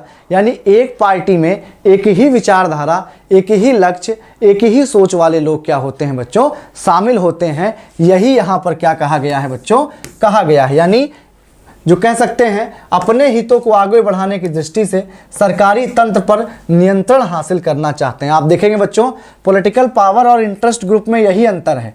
पॉलिटिकल पावर में, ठीक है, जॉन वॉन न्यूमैन ने जो है, ठीक है, क्या नाम है, जॉन वॉन न्यूमैन, इन्होंने क्या किया था बच्चा, स्टडी किया था। ठीक है, इन्होंने क्या किया था, स्टडी किया था आपके पॉलिटिकल पार्टीज और इंटरेस्ट ग्रुप का। तो इन्होंने क्या कहा कि पॉलिटिकल पार्टी और इंटरेस्ट ग्रुप में एक मेजर जो है आपका कह सकते हैं डिफरेंस होता है कि इंटरेस्ट ग्रुप क्या है भैया, उनको नो लस्ट फॉर पावर, यानी वो पावर में नहीं आना चाहते हैं बल्कि वो बाहर से ही क्या है इन्फ्लुएंस करते हैं पूरे सिस्टम को। जबकि पॉलिटिकल पार्टीज क्या करती हैं बच्चा, उनको लस्ट फॉर पावर होता है, यानी वो कोशिश करती रहती हैं कि किस तरीके से वो सरकार में आ सकें। ठीक है, आप देखेंगे बच्चा जो पॉलिटिकल पार्टीज हैं वो क्या काम करती हैं, मैं आपको बिल्कुल अच्छे तरीके से बताऊंगा। उनका काम क्या होता है, इंटरेस्ट एग्रीगेशन का होता है। जब मैं आपको आलमंड के बारे में पढ़ा रहा हूँगा, ठीक है, तो उन्होंने क्या किया है बच्चा, जो अपना कह सकते हैं जो उन्होंने स्ट्रक्चरल फंक्शनल अप्रोच दिया है, उसमें उन्होंने इस बात की जिक्र किया है बच्चा कि कह सकते हैं ब्याज नहीं, इंटरेस्ट यहाँ पर क्या है बच्चा, रुचि, लोगों की रुचियाँ क्या हैं, लोग क्या चाहते हैं, उसका एग्रीगेट करना यानी एकत्रीकरण करना। आपको याद रखना है बच्चों कि जो इंटरेस्ट ग्रुप है वो क्या करता है, इंटरेस्ट आर्टिकुलेशन। ये क्वेश्चन पूछे जाते हैं बच्चों, याद रखिएगा सारी बातें। ये जो आपके इंटरेस्ट ग्रुप हैं वो इंटरेस्ट आर्टिकुलेशन का काम करते हैं, यानी समाज में जो भी, ठीक है, इशूज हैं उनको उठाने का काम करना। आर्टिकुलेट करने का मतलब उठाओ। इंटरेस्ट ग्रुप, प्रेशर ग्रुप क्या करते हैं, जो भी समाज में मुद्दे हैं उनको उठा देते हैं, भैया हाँ ये मुद्दे हैं, इन पर ध्यान देना चाहिए सरकार को। अब उन मुद्दों को पॉलिटिकल पार्टी क्या करती है बच्चा, इकट्ठा करती है। जो मुद्दे उठाए गए हैं इंटरेस्ट ग्रुप के द्वारा, उन मुद्दों को पॉलिटिकल पार्टीज क्या करती हैं, इकट्ठा करती है, संगठित करती है, और उनमें से जो इंपॉर्टेंट मुद्दे लगते हैं उनको वो अपना जो है उनको लेकर के एजेंडा बनाती है, और उसको अपने मैनिफेस्टो में, यानी जो चुनाव का प्रचार के समय दिया जाता है, भैया हम आ गए पावर में तो ये करेंगे, उस मैनिफेस्टो में, घोषणा पत्र में क्या करते हैं, उसको डाल देते हैं, और जब सरकार में आते हैं तो उन पर जो है क्या करते हैं, कानून बनाते हैं। जैसे बीजेपी के मैनिफेस्टो में क्या था बच्चों कि हम 370 हटाएंगे, राम मंदिर बनाएंगे। 370 क्या हो गया, हट गया, राम मंदिर सुप्रीम कोर्ट के आदेश से क्या हो रहा है, बन गया है लगभग। ठीक है, तो इस बात तो क्या रखेंगे आप, याद रखेंगे कि जो इंटरेस्ट ग्रुप हैं वो इंटरेस्ट को उठाने का काम करते हैं, जबकि जो पॉलिटिकल पार्टीज हैं वो इंटरेस्ट सेग्रीगेशन यानी रुचि एकत्रीकरण का क्या करते हैं, लोग काम करते हैं। ठीक है, इस बात को आपको क्या रखना है, याद रखना है। डेफिनेशंस की बात करें, कुछ परिभाषाएं दी गई हैं इसकी। जैसे सिगमंड न्यूमैन ने क्या कहा है, political parties our life line of modern politics. ये सबसे इंपॉर्टेंट है आपकी डेफिनेशन कि भैया राजनीतिक दल क्या है, आधुनिक राजनीति की जीवन रेखा है। यानी किस तरीके से भैया, अगर डेमोक्रेसी है तो इलेक्शन होगा, मैंने आपको समझाया, और इलेक्शन है तो पार्टियों का होना बहुत ज़्यादा ज़रूरी है, वरना डेमोक्रेसी भी नहीं रह जाएगी। ठीक है, सार्टोरी, इन्होंने बहुत ज़्यादा काम किया है बच्चों पार्टी सिस्टम में। इनकी भी डेफिनेशन है, क्या कहते हैं, any political group identified by an official label that presents at elections is capable of placing through election candidate for election to public office. कुछ नहीं कहा है बच्चों इन्होंने क्या किया है, आप देखेंगे चुनाव की बात की है, इलेक्शन की बात की है। ठीक है, क्या होगा बच्चों, आप देखेंगे कि एक ऐसा ग्रुप ऑफ लोगों का, ठीक है, यानी पॉलिटिकल पार्टी क्या है, एक ऐसा ग्रुप है लोगों का जो चुनावों में प्रस्तुत होता है, यानी चुनाव के टाइम पर आता है और चुनावों के माध्यम से सार्वजनिक पद के लिए उम्मीदवारों को रखने में सक्षम होता है। यानी भैया जो पद हैं, जैसे मान लीजिए कोई पार्टी चुनाव लड़ती है, सार्टोरी के हिसाब से क्या हुआ, कोई पार्टी क्या होती है बच्चा, कि जो ऐसा ग्रुप जो चुनाव लड़े, अपने उम्मीदवार खड़ा करे, जिससे कि वो सरकार बना सके। बस इतनी सी बात है, कॉम्प्लिकेटेड नहीं करना है, पूछा नहीं जाता है ये सब डेफिनेशन वगैरह। ठीक है, डुअर्जर क्या कहते हैं बच्चा, groups organised for the purpose of achieving and exercising power. वही सेम चीज सब बोलेंगे बच्चा कि एक ऐसी राजनीतिक व्यवस्था के भीतर सत्ता हासिल करने और उसका प्रयोग करने के उद्देश्य से संबंधित समूह। सभी ऐसा कहेंगे भैया कि एक ऐसा समूह, पार्टीज क्या है, एक ऐसा समूह है जो कि क्या करेंगे, इलेक्शन में जाकर के जो है अपने रिप्रेजेंटेटिव्स को जितवा करके पावर यानी सत्ता हासिल करने के लिए जो काम करते हैं, वही क्या है, आपकी पॉलिटिकल पार्टीज हैं। शुम्पेटर की बुक का नाम याद रखिएगा, बाकी सेम बातें हैं, कैपिटलिज्म, सोशलिज्म एंड डेमोक्रेसी, कई बार मैंने आपको बताया भी है। जोसेफ शुम्पेटर की बुक का नाम क्या है, पूंजीवाद, समाजवाद और लोकतंत्र। ठीक है, अब डिटर्मिनेंट क्या होते हैं, यानी भैया राजनीतिक व्यवस्था के निर्धारक कौन होते हैं, यानी कहां पर कौन सी पार्टी सिस्टम चलेगी, कहां पर आप देखेंगे कौन सी पार्टी सिस्टम चलेगी। यानी भैया मल्टी पार्टी सिस्टम होगा, बाई पार्टी सिस्टम होगा, सिंगल पार्टी सिस्टम होगा, ये कैसे डिसाइड होगा भाई, मैं तो बता दूंगा कि भैया इंडिया में मल्टी पार्टी सिस्टम है, ब्रिटेन में और यूएसए में 2 पार्टी सिस्टम है। ठीक है, चाइना में, रसिया में 1 पार्टी सिस्टम है। तो आपके मन में ये आना चाहिए था ना क्वेश्चन कि सर वो कौन कौन से फैक्टर्स हैं जो ये डिसाइड करते हैं कि भैया कहाँ पर कौन सी पार्टी होगी, तो फैक्टर्स के बारे में हम यहाँ पर क्या करेंगे, डिस्कशन करेंगे। पहला फैक्टर कौन सा है, हिस्टोरिकल फैक्टर है, यानी इतिहास, ऐतिहासिक फैक्टर है। क्या है आप देखेंगे बच्चा, they are result of the modern political processes and their emergence presupposes a necessary degree of urbanization and development of mass communication। ये सब कुछ नहीं पढ़ना है आपको, आपको क्या जानना है बच्चों कि जो राजनीतिक व्यवस्था के निर्धारक हैं उसमें हिस्ट्री भी क्या करता है, बहुत बड़ा जो है रोल प्ले करता है। किस तरीके से आप देखेंगे बच्चों कि मान लीजिए कैसे जो है, अगर मान लीजिए आपका कोई संघर्ष रहा है, स्वतंत्रता संघर्ष रहा है, तो जो पार्टी उसमें काम की होगी वही पार्टी बहुत समय तक डोमिनेंट रहेगी। जैसे कांग्रेस बच्चा, ठीक है, भारत के स्वतंत्रता संघर्ष में कांग्रेस का साथ था पूरी तरीके से। तो कांग्रेस आप देखेंगे बच्चों 1947 जब से आज़ादी मिलती है तब से लेकर के 1967 तक पूरा कांग्रेस सिस्टम कहा जाता है। रजनी कोठारी ने क्या बोला है बच्चों, रजनी कोठारी ने इस टाइम पीरियड को बोला है कांग्रेस सिस्टम। भैया हिस्ट्री क्या करती है, आप देखेंगे कि वन पार्टी सिस्टम होगा, ठीक है, टू पार्टी सिस्टम होगा, इसको निर्धारित करने में हिस्ट्री का भी क्या होता है बच्चों, योगदान होता है। सोशियो इकोनॉमिक, ठीक है, सामाजिक आर्थिक भी फैक्टर्स होते हैं कि भैया अगर क्या है, अगर किसी देश की सामाजिक आर्थिक स्थिति, ध्यान से सुन लेंगे, अपनी लैंग्वेज में लिख लेंगे, क्योंकि यहाँ पर जो लिखा रहता है वो अजीब क्या हो सकता है, आपको समझ में ना आए, लेकिन जब मैं एक्सप्लेन करूँगा तब आपको अच्छे समझ में आ सकता है। ठीक है, मैंने क्या बताया, ऐतिहासिक बताया कि किसका कितना योगदान रहा है इतिहास में, और सामाजिक आर्थिक। ठीक है, अब आपको ध्यान देना है कि अगर समाज सोशियो इकोनॉमिकली क्या है, स्ट्रांग है, यानी अगर समाज में सामाजिक नाम के नाम पर भेदभाव ज़्यादा नहीं है, ठीक है, या फिर आर्थिक स्थिति उनकी सही है, ठीक है, तब क्या होगा बच्चों, आर्थिक स्थिति सही नहीं है तब आप देखेंगे बहुत सारी पार्टियां नहीं होंगी। फिर से मैं एक्सप्लेन करता हूं, कंफ्यूज हो गए होंगे आप लोग। अगर सोशियो इकोनॉमिक स्थिति अच्छी नहीं है, ठीक है, तब क्या होगा, आप देखेंगे बच्चों कि पार्टियां क्या होंगी, कम होंगी।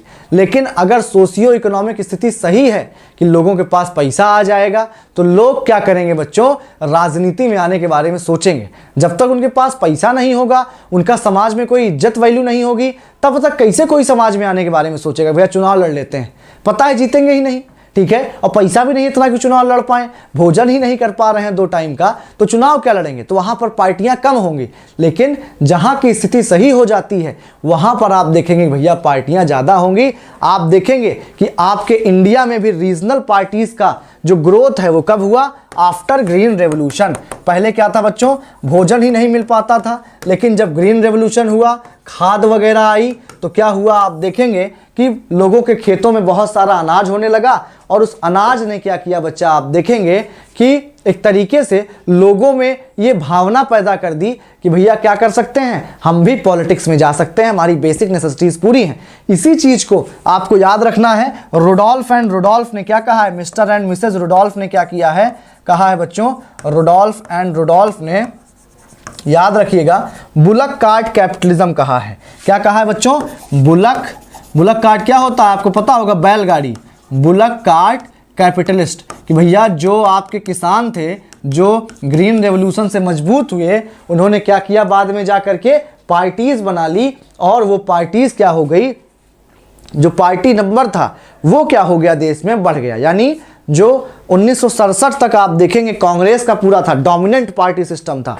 कांग्रेस जो चाहती थी वही होता था, वो कांग्रेस से क्या हो गया भैया, देखेंगे 1967 का जो स्टेट इलेक्शन होता है उसमें 8 जगह पर कांग्रेस हार जाती है। क्यों, क्योंकि रीजनल पार्टीज का ग्रोथ हो रहा था, और लोग क्या कहते हैं भैया कि रीजनल पार्टी ज़्यादा अच्छी है हमारे लिए, हम रीजनल पार्टी को ही क्या करेंगे, वोट देंगे। ठीक है, तो आप देखेंगे हिस्ट्री और सोशियो इकोनॉमिक कंडीशन बहुत महत्वपूर्ण जो है वो होते हैं, फैक्टर्स होते हैं। तीसरा जो इंपॉर्टेंट फैक्टर है वो आइडियोलॉजी है। ये तो आपको इसमें बहुत अच्छे से पता होगी, राइट आइडियोलॉजी, लेफ्ट, राइटिस्ट होते हैं, कुछ लेफ्टिस्ट होते हैं, ठीक है, कुछ सेंट्रिस्ट होते हैं, ठीक है, कुछ भैया क्या होते हैं, दलित होते हैं, कुछ क्या होते हैं, ओबीसीज की पार्टी होती है, ठीक है, कुछ आप देखेंगे बच्चा ब्राह्मण ठाकुर की पार्टी होगी, ठीक है, कुछ क्या होंगे आप देखेंगे बच्चों, हिंदू की पार्टी होती है, ठीक है, कुछ मुस्लिम वोट्स को क्या कर रहे होंगे, जो है कह सकते हैं कि भैया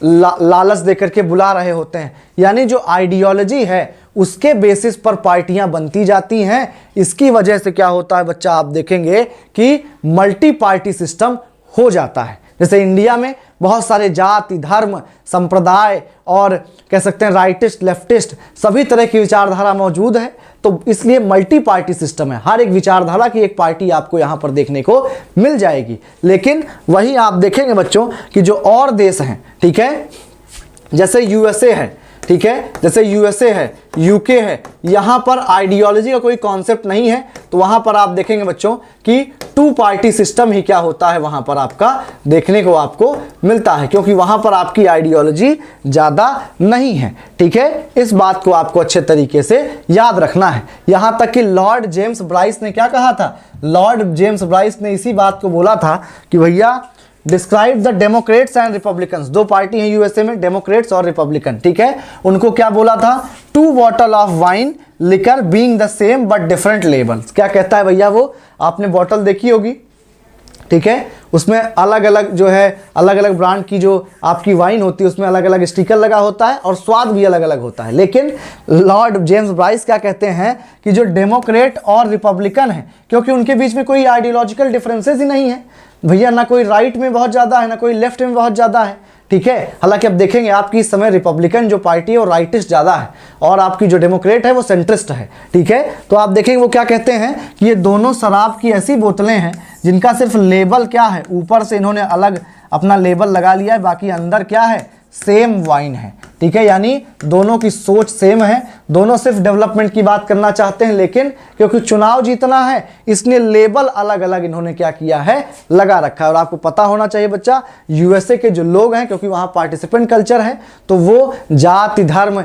इन सब पर ज़्यादा वोट ना दे करके आप देखेंगे रियल इशूज़ यानी रियल मुद्दे पर क्या करते हैं, वो वोट देने का कार्य कर रहे होते हैं, ठीक है बच्चों। फंक्शंस ऑफ पॉलिटिकल पार्टीज अब हम लोग देखेंगे, बहुत आसान है, ये तो लड्डू है, ठीक है, सुनते जाइए बस। राजनीतिक दलों के कार्य क्या होते हैं, इंपॉर्टेंट नहीं है, पूछा भी नहीं जाएगा, और अगर आएगा तो आप पढ़ करके ही क्या कर लेंगे, अच्छे तरीके से कर लेंगे। कोई एक स्टेटमेंट ऐसा होगा जो बहुत अल्टर होगा, जो बिल्कुल एकदम गलत होगा, आप देख के आपको पता चल जाएगा कि ये काम तो पॉलिटिकल पार्टी नहीं ही करती है, ठीक है। तो बट यहाँ पर हम लोग क्या करते हैं, थोड़ा सा कुछ देख लेते हैं functions. They unite, simplify and stabilise the political process, बिल्कुल सही बात है। जो राजनीतिक प्रक्रिया है उसको एकजुट करना, सरल बनाना और स्थिर बनाने का ये लोग कार्य करते हैं, ठीक है। ये क्या करते हैं भैया, ऑर्डर आउट ऑफ कियोस, यानी आप देखेंगे बच्चों कि जो पूरा कियोस फैला है कि भैया हमको ये चाहिए, हमको इस मुद्दे पर पॉलिसी चाहिए, कोई कहता है हमको इस मुद्दे पर पॉलिसी चाहिए, कोई कहता है हमको इस मुद्दे पर चाहिए, तो ये क्या करते हैं बच्चों, जितने इंटरेस्ट आर्टिकुलेट हुए रहते हैं, जितना कियोस मचा होता है इंटरेस्ट ग्रुप के द्वारा, उन सब को ये क्या करते हैं बच्चों, समेट करके अपना एजेंडा बनाते हैं, अपना मैनिफेस्टो में उसको स्थान देते हैं। यानी जो कियोस है उसको ऑर्डर देने का काम कौन करता है, आपका पॉलिटिकल पार्टीज करती हैं, ठीक है। गवर्नमेंट और पीपल के बीच का लिंक है, यह आपको याद करना है। They perform an important function of recruiting people, यानी भाई पार्टी है तो पार्टी में क्या है, लोगों को भर्ती भी किया जाता है, तो लोगों को भर्ती करना यानी उनको कुछ पैसे भी मिलते हैं, रोजगार देने का काम भी करते हैं ये लोग, ठीक है। बाकी सब कुछ वही क्या है, एकदम आसान सी बातें हैं कि जॉब देते हैं, ठीक है, सोशल वेलफेयर का काम करते हैं, ठीक है, यही सब सारी बातें हैं बच्चों, ठीक है, जो कि बहुत ज़्यादा इंपॉर्टेंट नहीं है। बस आपको इतना याद रखना है कि पॉलिटिकल पार्टीज़ क्या करती हैं बच्चा, दो बातें आप याद रखें बस।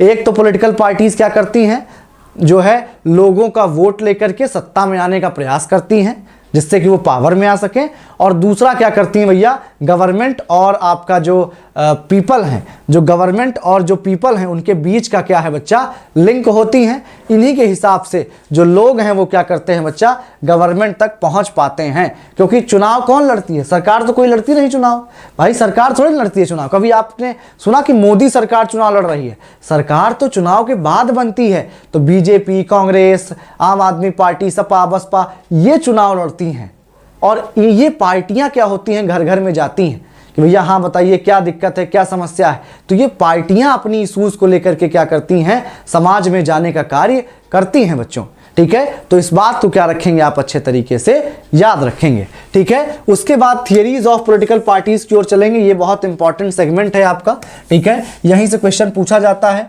अभी तक आपने जो पढ़ा वो बहुत ज़्यादा पूछा नहीं जाएगा, ठीक है। बट आपसे कहाँ से पूछा जाएगा? डुवर्जर का मॉडल द मोस्ट इंपॉर्टेंट है बच्चा। डुवर्जर ने जो बोला है, डुवर्जर बहुत महत्वपूर्ण है। डुवर्जर को आप भूल नहीं सकते हैं पार्टी सिस्टम में, ठीक है। डुवर्जर ने क्या किया है बच्चा? इनकी बुक का नाम है पॉलिटिकल पार्टीज। पहले तो आप बुक का नाम याद रख लीजिए, इंग्लिश में ही याद करना है आपको, ठीक है। इन्होंने क्या किया है बच्चा? आप देखेंगे कि he studied the classification and evolution of political parties in the waste European countries. उन्होंने जो पश्चिमी यूरोपियन देश था, ये सब रटने वाली चीजें हैं, पश्चिमी यूरोपीय देशों का अध्ययन किया, राजनीतिक दलों का, ठीक है, कि कैसे राजनीतिक दल काम करते हैं, कैसे कैसे पार्टीज बनती हैं, कौन कौन से फैक्टर्स हैं जिसकी वजह से जो वन पार्टी से टू पार्टी से मल्टी पार्टी सिस्टम बन जाता है, ठीक है। He classified political parties as 1, 2 and multi party system. ये बहुत महत्वपूर्ण है। इन्होंने राजनीतिक दलों को 1 party system, bi party system या 2 पार्टी सिस्टम और मल्टी पार्टी सिस्टम के रूप में क्या किया है? क्लासिफाई किया है, ठीक है। सबसे पहले किसको समझते हैं? सिंगल पार्टी सिस्टम, यानी 1 पार्टी सिस्टम को पहले हम समझते हैं। ये क्या है बच्चा? 1 पार्टी सिस्टम क्या है? आपको समझना चाहिए कि 1 पार्टी सिस्टम ये है कि उसी एक पार्टी का क्या है? पूरे देश में जलवा है, यानी चुनाव हो जाए, कुछ भी हो जाए, वही पार्टी क्या होगी? चुनाव जीतेगी, क्योंकि एक ही पार्टी है जो प्रभावशाली है। छोटी छोटी पार्टियां होंगी लेकिन उनको कोई दर्जा ही नहीं प्राप्त होता है, तो यानी नेशनल लेवल की एक पार्टी है, वो उसी का चुनाव जीतना क्या है? तय माना जाता है, ठीक है। इस बात को आप अच्छे तरीके से याद रखेंगे। सिंगल पार्टी सिस्टम है worked out in Italy and Germany. Italy और जर्मनी में आप देखेंगे, याद होगा आपको, इटली में आपका मुसोलिनी का, जर्मनी में आपका हिटलर का। उस टाइम पर क्या था? आप देखेंगे मुसोलिनी और हिटलर की 1 पार्टी सिस्टम ही हुआ करता था, ठीक है बच्चों। मुसोलिनी और हिटलर ही क्या करते थे? हमेशा जीतते थे। यानी 1 पार्टी सिस्टम का मतलब क्या हुआ बच्चों? कि जो है आपका एक ही पार्टी है, उसी का हमेशा जलवा है, वही क्या करती है? जीतती है चुनाव। इसको 2 पार्ट में और डिवाइड किया जा सकता है, एक टोटलिटेरियन और दूसरा डेमोक्रेटिक। यानी ऐसे समझेंगे कि जो 1 पार्टी सिस्टम है उसको 2 पार्ट में डिवाइड किया जाता है, एक डेमोक्रेटिक और दूसरा टोटलिटेरियन, ठीक है। डेमोक्रेटिक कौन सी होती है बच्चा? जो चुनाव में पार्टिसिपेट करती है, सब कुछ करती है, ठीक है। कुछ लोग मान लीजिए, कुछ और पार्टीज हैं भी, तो वो जीत नहीं पाती हैं उसके आगे। जैसे कांग्रेस था, जिसको डोमिनेंट पार्टी भी कह सकते हो आप, ठीक है। ये जो डेमोक्रेसी वाला होता है, इसको डोमिनेंट पार्टी सिस्टम भी आप कह सकते हो। डोमिनेंट कि और पार्टीज तो हैं एक आध दो, लेकिन वही क्या है बच्चा? डोमिनेंट है, वही जीतेगी, ये तय है, ठीक है। और दूसरी बात क्या है? टोटलिटेरियन। इसमें आप ये इटली, मुसोलिनी, हिटलर, इन सबको डाल सकते हैं, ठीक है। अधिनायकवादी में आप जर्मनी और इटली को डालेंगे, लोकतांत्रिक में आप इंडिया को रख सकते हैं जो कांग्रेस था, ठीक है। ये हो गया आपका 1 party system. Bi party system क्या है भैया? 2 पार्टियों का रूल होगा, उन्हीं 2 पार्टीज के बीच क्या है? सरकारें बदलती रहेंगी, ठीक है। वही 2 पार्टी क्या करेंगे? हमेशा पावर में आएंगी, उसके अलावा और कोई नहीं आती है। 2 पार्टीज ही क्या है? सबसे ज्यादा महत्वपूर्ण है। जैसे आप देखेंगे यूएसए और यूके में, ठीक है बच्चों, इन दोनों जगह पर क्या है? 2-2 पार्टियां हैं, ठीक है, रिपब्लिकन और आपका डेमोक्रेटिक। और उधर आप देखेंगे भैया, वहां पर भी क्या है? 2 पार्टी ही हैं जो बार बार क्या है? पावर में बदल बदल के आती रहती हैं, ठीक है। आप देखेंगे कि भैया इफ अ कंट्री हैज, ये लॉ है बच्चा, ये जो मैं बताने जा रहा हूं आपको, यही डुवर्जर लॉ है। आपको अच्छे तरीके से याद रख लेना है कि if a country has simple majoritarian type of electoral system, it will have a 2 party system. इसको रट लीजिए, तुरंत रट लीजिए, अभी तुरंत रट लीजिए बच्चों, इसको रट लो, ठीक है। ये क्या है? आपका डुवर्जर लॉ है। मैं आपको पेन चेंज करके बता देता हूं, ये क्या है? आपका डुवर्जर लॉ है, बहुत महत्वपूर्ण है। डुवर्जर लॉ इसी को बोलते हैं, इसी के लिए सबसे ज़्यादा ये फेमस हैं। आपके पीवाईक्यू में भी क्या किया गया था? यही पूछा गया था, ठीक है। यदि किसी देश में सरल बहुसंख्यवादी प्रकार की चुनावी प्रणाली है तो इसमें 2 दल ही होंगे। अब यहाँ पर आपको समझना है कि simple majoritarian type of electoral system क्या होता है। तो simple majoritarian type of electoral system क्या होता है? आसानी से भी समझ लें, आगे मैं आपको पढ़ाऊंगा इसको, इलेक्टोरल सिस्टम जब पढ़ाऊंगा तब उसमें बताऊंगा, लेकिन अभी के लिए समझ लो कि मेजोरिटेरियन सिस्टम क्या है कि कितने भी कैंडिडेट खड़े हैं, अगर जो सबसे ज़्यादा मैक्सिमम वोट पाता है वही क्या होता है, विजेता होता है। यानी FPTP वाला जो है, first past the post system, FPTP ये भी मैं आपको पढ़ा रहा हूँगा। FPTP क्या है, first past the post system. यानी भैया आसान भाषा में हिंदी इंग्लिश दोनों वाले लोग समझ लें कि भैया आपका सरल बहुसंख्यवादी प्रकार की चुनाव प्रणाली या फिर simple majoritarian type electoral system क्या होता है कि भले ही कितने भी कैंडिडेट खड़े हों, कितना भी वोट पड़ा हो, जो सबसे ज़्यादा वोट पाएगा वही क्या होगा, विजेता होगा। भले 100 वोट पड़े लेकिन 30 वोट एक व्यक्ति को मिला, बाकी सबको 5-5, 10-10, 15-15 मिला है, कई कैंडिडेट खड़े हैं, तो जीतेगा कौन, 30 वाला। जो आपके इंडिया में, USA में और UK में हर जगह ये फॉलो किया जाता है, FPTP first past the post system, इसी को भी कहते हैं। दोनों सेम बातें हैं, ठीक है। तो जहां पर भी FPTP होगा यानी first past the post system या सिंपल मेजोरिटेरियन सिस्टम जहां पर होगा, वहां पर हमेशा 2 पार्टी ही जो है पावर में रहेंगी ज़्यादातर। तो आप देख लीजिए, इंडिया में देख लीजिए, बीच बीच में 1-2 साल को छोड़ दीजिए, नहीं तो कांग्रेस और BJP ही रूल कर रही है।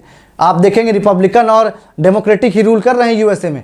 आपका वहाँ देखेंगे लेबर और वही पार्टी रूल कर रही है, मतलब 2 पार्टियाँ वहाँ पर भी इंग्लैंड में, ठीक है। वही क्या करती है, आप देखेंगे कि रूल कर रही होती है, ठीक है, लेबर और कंजर्वेटिव, ठीक है। This type of party system exist in USA, Canada, Australia, New Zealand, UK और इंडिया में भी क्या है, आप देखेंगे कि ऐसी ही पार्टी, मतलब 2 पार्टी सिस्टम तो नहीं कहते हैं इंडिया को, लेकिन ये वाला जो डुअर्जर लॉ है ये इंडिया पर भी क्या होता है, अच्छे से लागू होता है। तो डुअर्जर लॉ आप लोग क्या कर लेंगे, अच्छे तरीके से रट लेंगे, समझ लेंगे, ठीक है। अब मल्टी पार्टी सिस्टम, तीसरा जो आपका बताया है डुअर्जर ने, क्या कहा है, बहुदलीय प्रणाली। यानी यहां पर क्या है भैया, no party is able to, it is a category in which no party is able to secure clear majority. यानी ये एक ऐसी श्रेणी है जिसमें कोई भी पार्टी स्पष्ट बहुमत नहीं पाती है।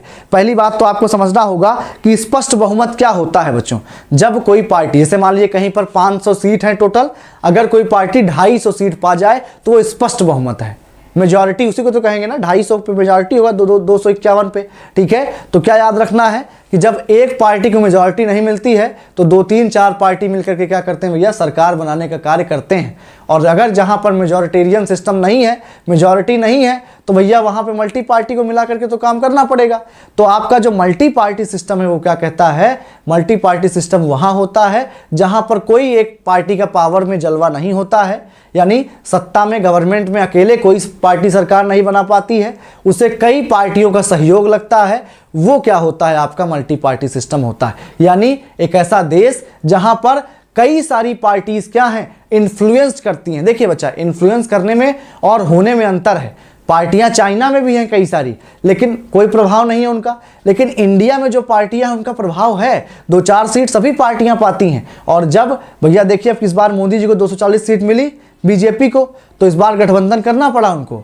फिर नीतीश कुमार, चिराग पासवान, चंद्रबाबू नायडू, ढूंढना पड़ा उनको कि ऐसे लोग आएंगे तभी सरकार बनेगी। तो ये मल्टी पार्टी गवर्नमेंट हो गई, ठीक है बच्चों। तो क्या याद रखना है, ये ऐसा देश जहां पर कई सारी पार्टियां इन्फ्लुएंस करती हैं चुनाव को, वो क्या होगा, आपका मल्टी पार्टी सिस्टम होगा, ठीक है। यहां पर आपके कोलिजन गवर्नमेंट ज्यादा अच्छे से बनते हैं, ठीक है। अब इस पार्टी को, मल्टी पार्टी सिस्टम को स्टेबल और अनस्टेबल में भी क्या किया जाता है, बांटा जाता है, स्थिर और अस्थिर। स्थिर कब होगा भैया, जब आप देखेंगे कि जो है भले ही मल्टी पार्टी सिस्टम है लेकिन 1 या 2 पार्टी ऐसी है जो क्या है, पावरफुल है। जैसे इंडिया में है कांग्रेस और BJP, ये पावरफुल पार्टीज हैं, ठीक है। इनके साथ इनको मैक्सिमम सीटें मिल जाती हैं, लेकिन इनके साथ 2-4, 10 सीट, 20 सीट कम पड़ता है, तो और पार्टीज क्या है वो जो है मिल जाती हैं, लेकिन सरकार स्टेबल चलती है। जैसे मोदी सरकार स्टेबल चल रही है, स्थिर है।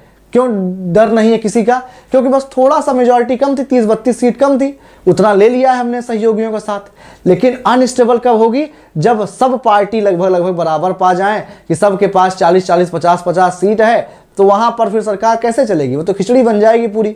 वो कहेगा ये करो, दूसरा कहेगा ये करो, तीसरा कहेगा ये करो, चौथा कहेगा ये करो, तो कैसे चल पाएगी सरकार, चल ही नहीं पाएगी, ठीक है।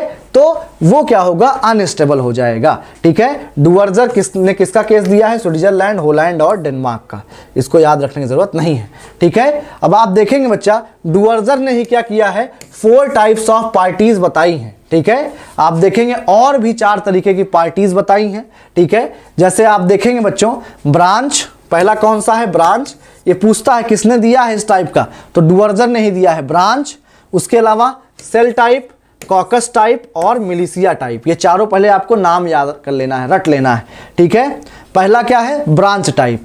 ये कहाँ पर पाई जाता है बच्चा, यूरोपियन कंट्रीज में। शाखा का प्रकार जो है वो पश्चिमी यूरोप में खास करके क्या किया जाता है, वेस्ट यूरोप में पाया जाता है, ठीक है। मास पार्टीज होती हैं with open membership and hierarchical structure. क्या याद रखना है बच्चों, खुली सदस्यता होती है इनकी, यानी कोई भी इसका जो है सदस्य बन सकता है, ठीक है। It is dominated by central leadership, it represent the highest polity making body, ठीक है। आप देखेंगे कि जो ये बॉडी होती है, जो ये मास ब्रांच टाइप पार्टी है, इसमें एक सेंट्रल अथॉरिटी होती है, उसी के निर्देश पर क्या होता है, सारा कार्य किया जाता है बच्चों, ठीक है। क्या याद रखना है कि जो ये आपका ब्रांच टाइप पार्टी है, ये मास पार्टी होती है, सभी इसके सदस्य बन सकते हैं, और ये सेंट्रल अथॉरिटी इसमें एक होती है, वही क्या करती है, पूरे जो उसके सब्जेक्ट हैं, जो उसके पार्टी मेंबर्स हैं, उन पर क्या करती है, कंट्रोल रखती है। बट मैं आपको बता दूं, एकदम मोहब्बत से बता दूं, कभी नहीं पूछा जाएगा। ये पूछा क्या जाएगा कि किसने 4 टाइप की पार्टी दी है, डुवर्जन ने दी है। कौन कौन सी थी, ब्रांच टाइप कहाँ पाई जाती है,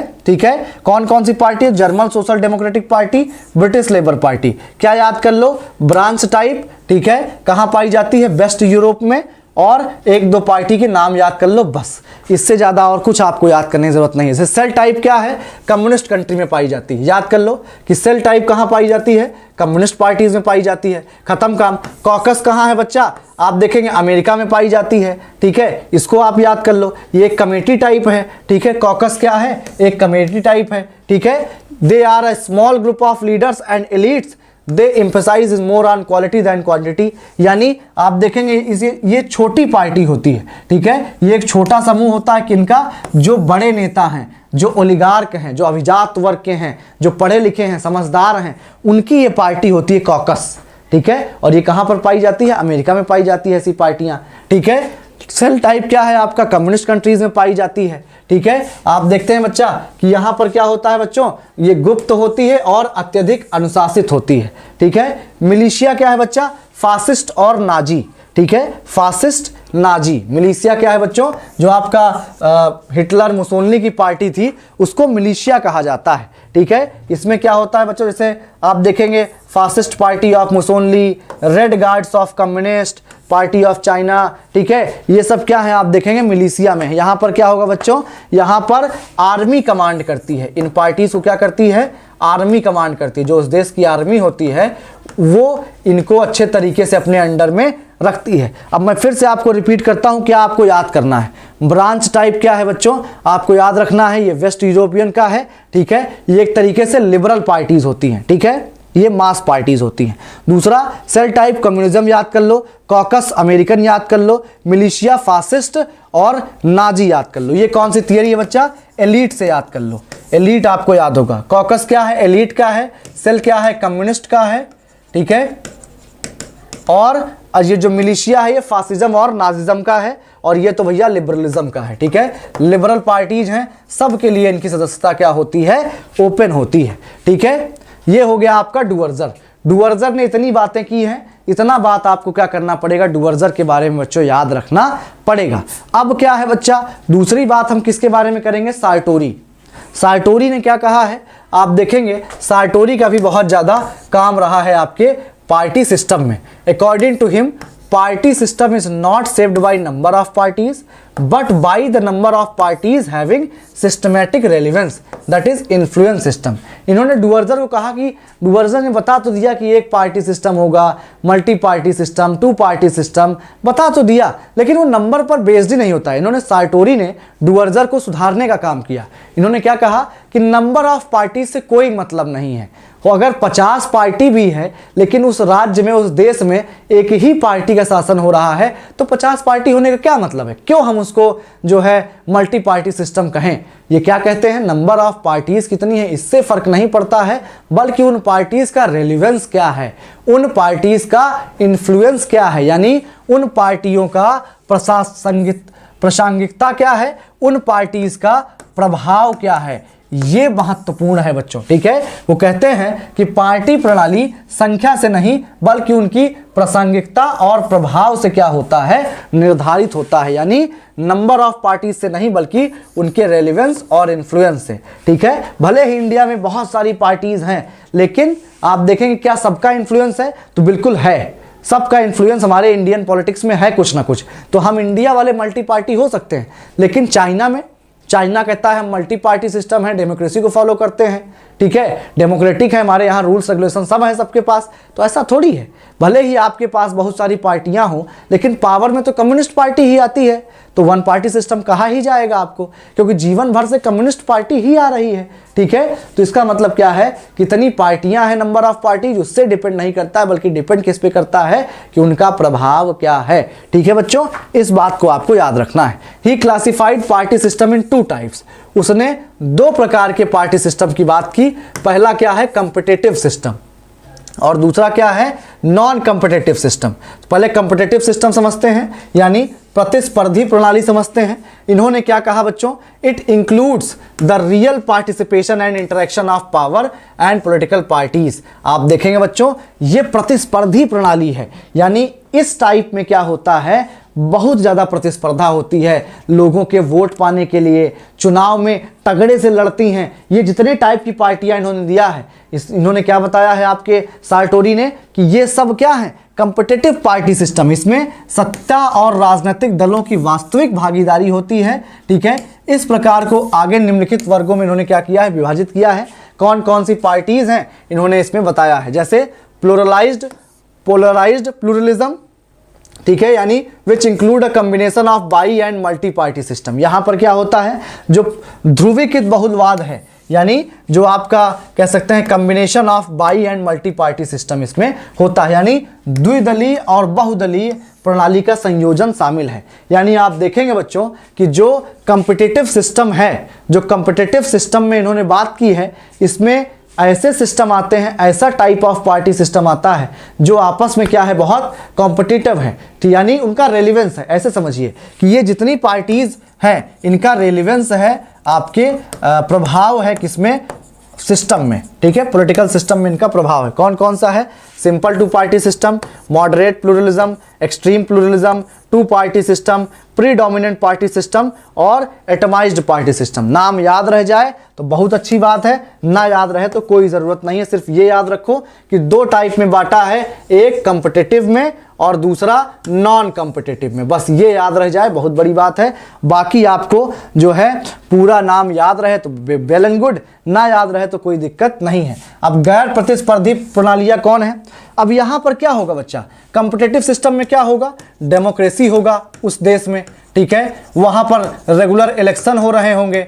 ठीक है, सभी को क्या होगा, चुनाव का मत देने का अधिकार होगा, यानी यूनिवर्सल एडल्ट फ्रेंचाइज होगा। भाई यही सब तो वो है ना जो क्या कहते हैं कि भैया कंपटीशन बढ़ेगा। भाई पार्टियों में ट्रू कंपटीशन है, यानी पहले से नहीं पता है कि कौन सी पार्टी जीत जाएगी। ये जो कॉम्पिटिटिव सिस्टम है, इसमें पहले से नहीं पता है कौन सी पार्टी जीत जाएगी, सब में कंपटीशन होगा, जो जीतेगी वो सरकार बना लेगी।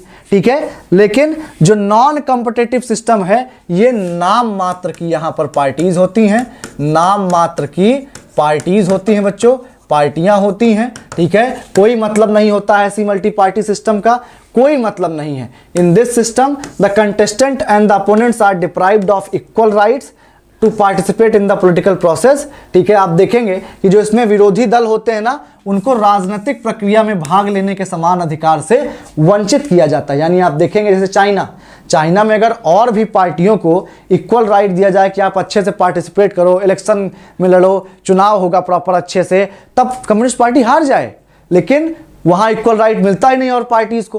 कम्युनिस्ट पार्टी को बहुत सारे राइट्स हैं और जो और पार्टीज़ हैं उनको कुछ राइट्स नहीं है। तो यानी ये नॉन कॉम्पिटिटिव है, ये सिर्फ नाम मात्र का है, कोई कंपटीशन नहीं है, सब पहले से पता होता है कौन सी पार्टी पावर में आएगी। यानी आप देखेंगे बच्चों कि इसको और ज़्यादा डिवाइड किया गया, सिंगल पार्टी सिस्टम।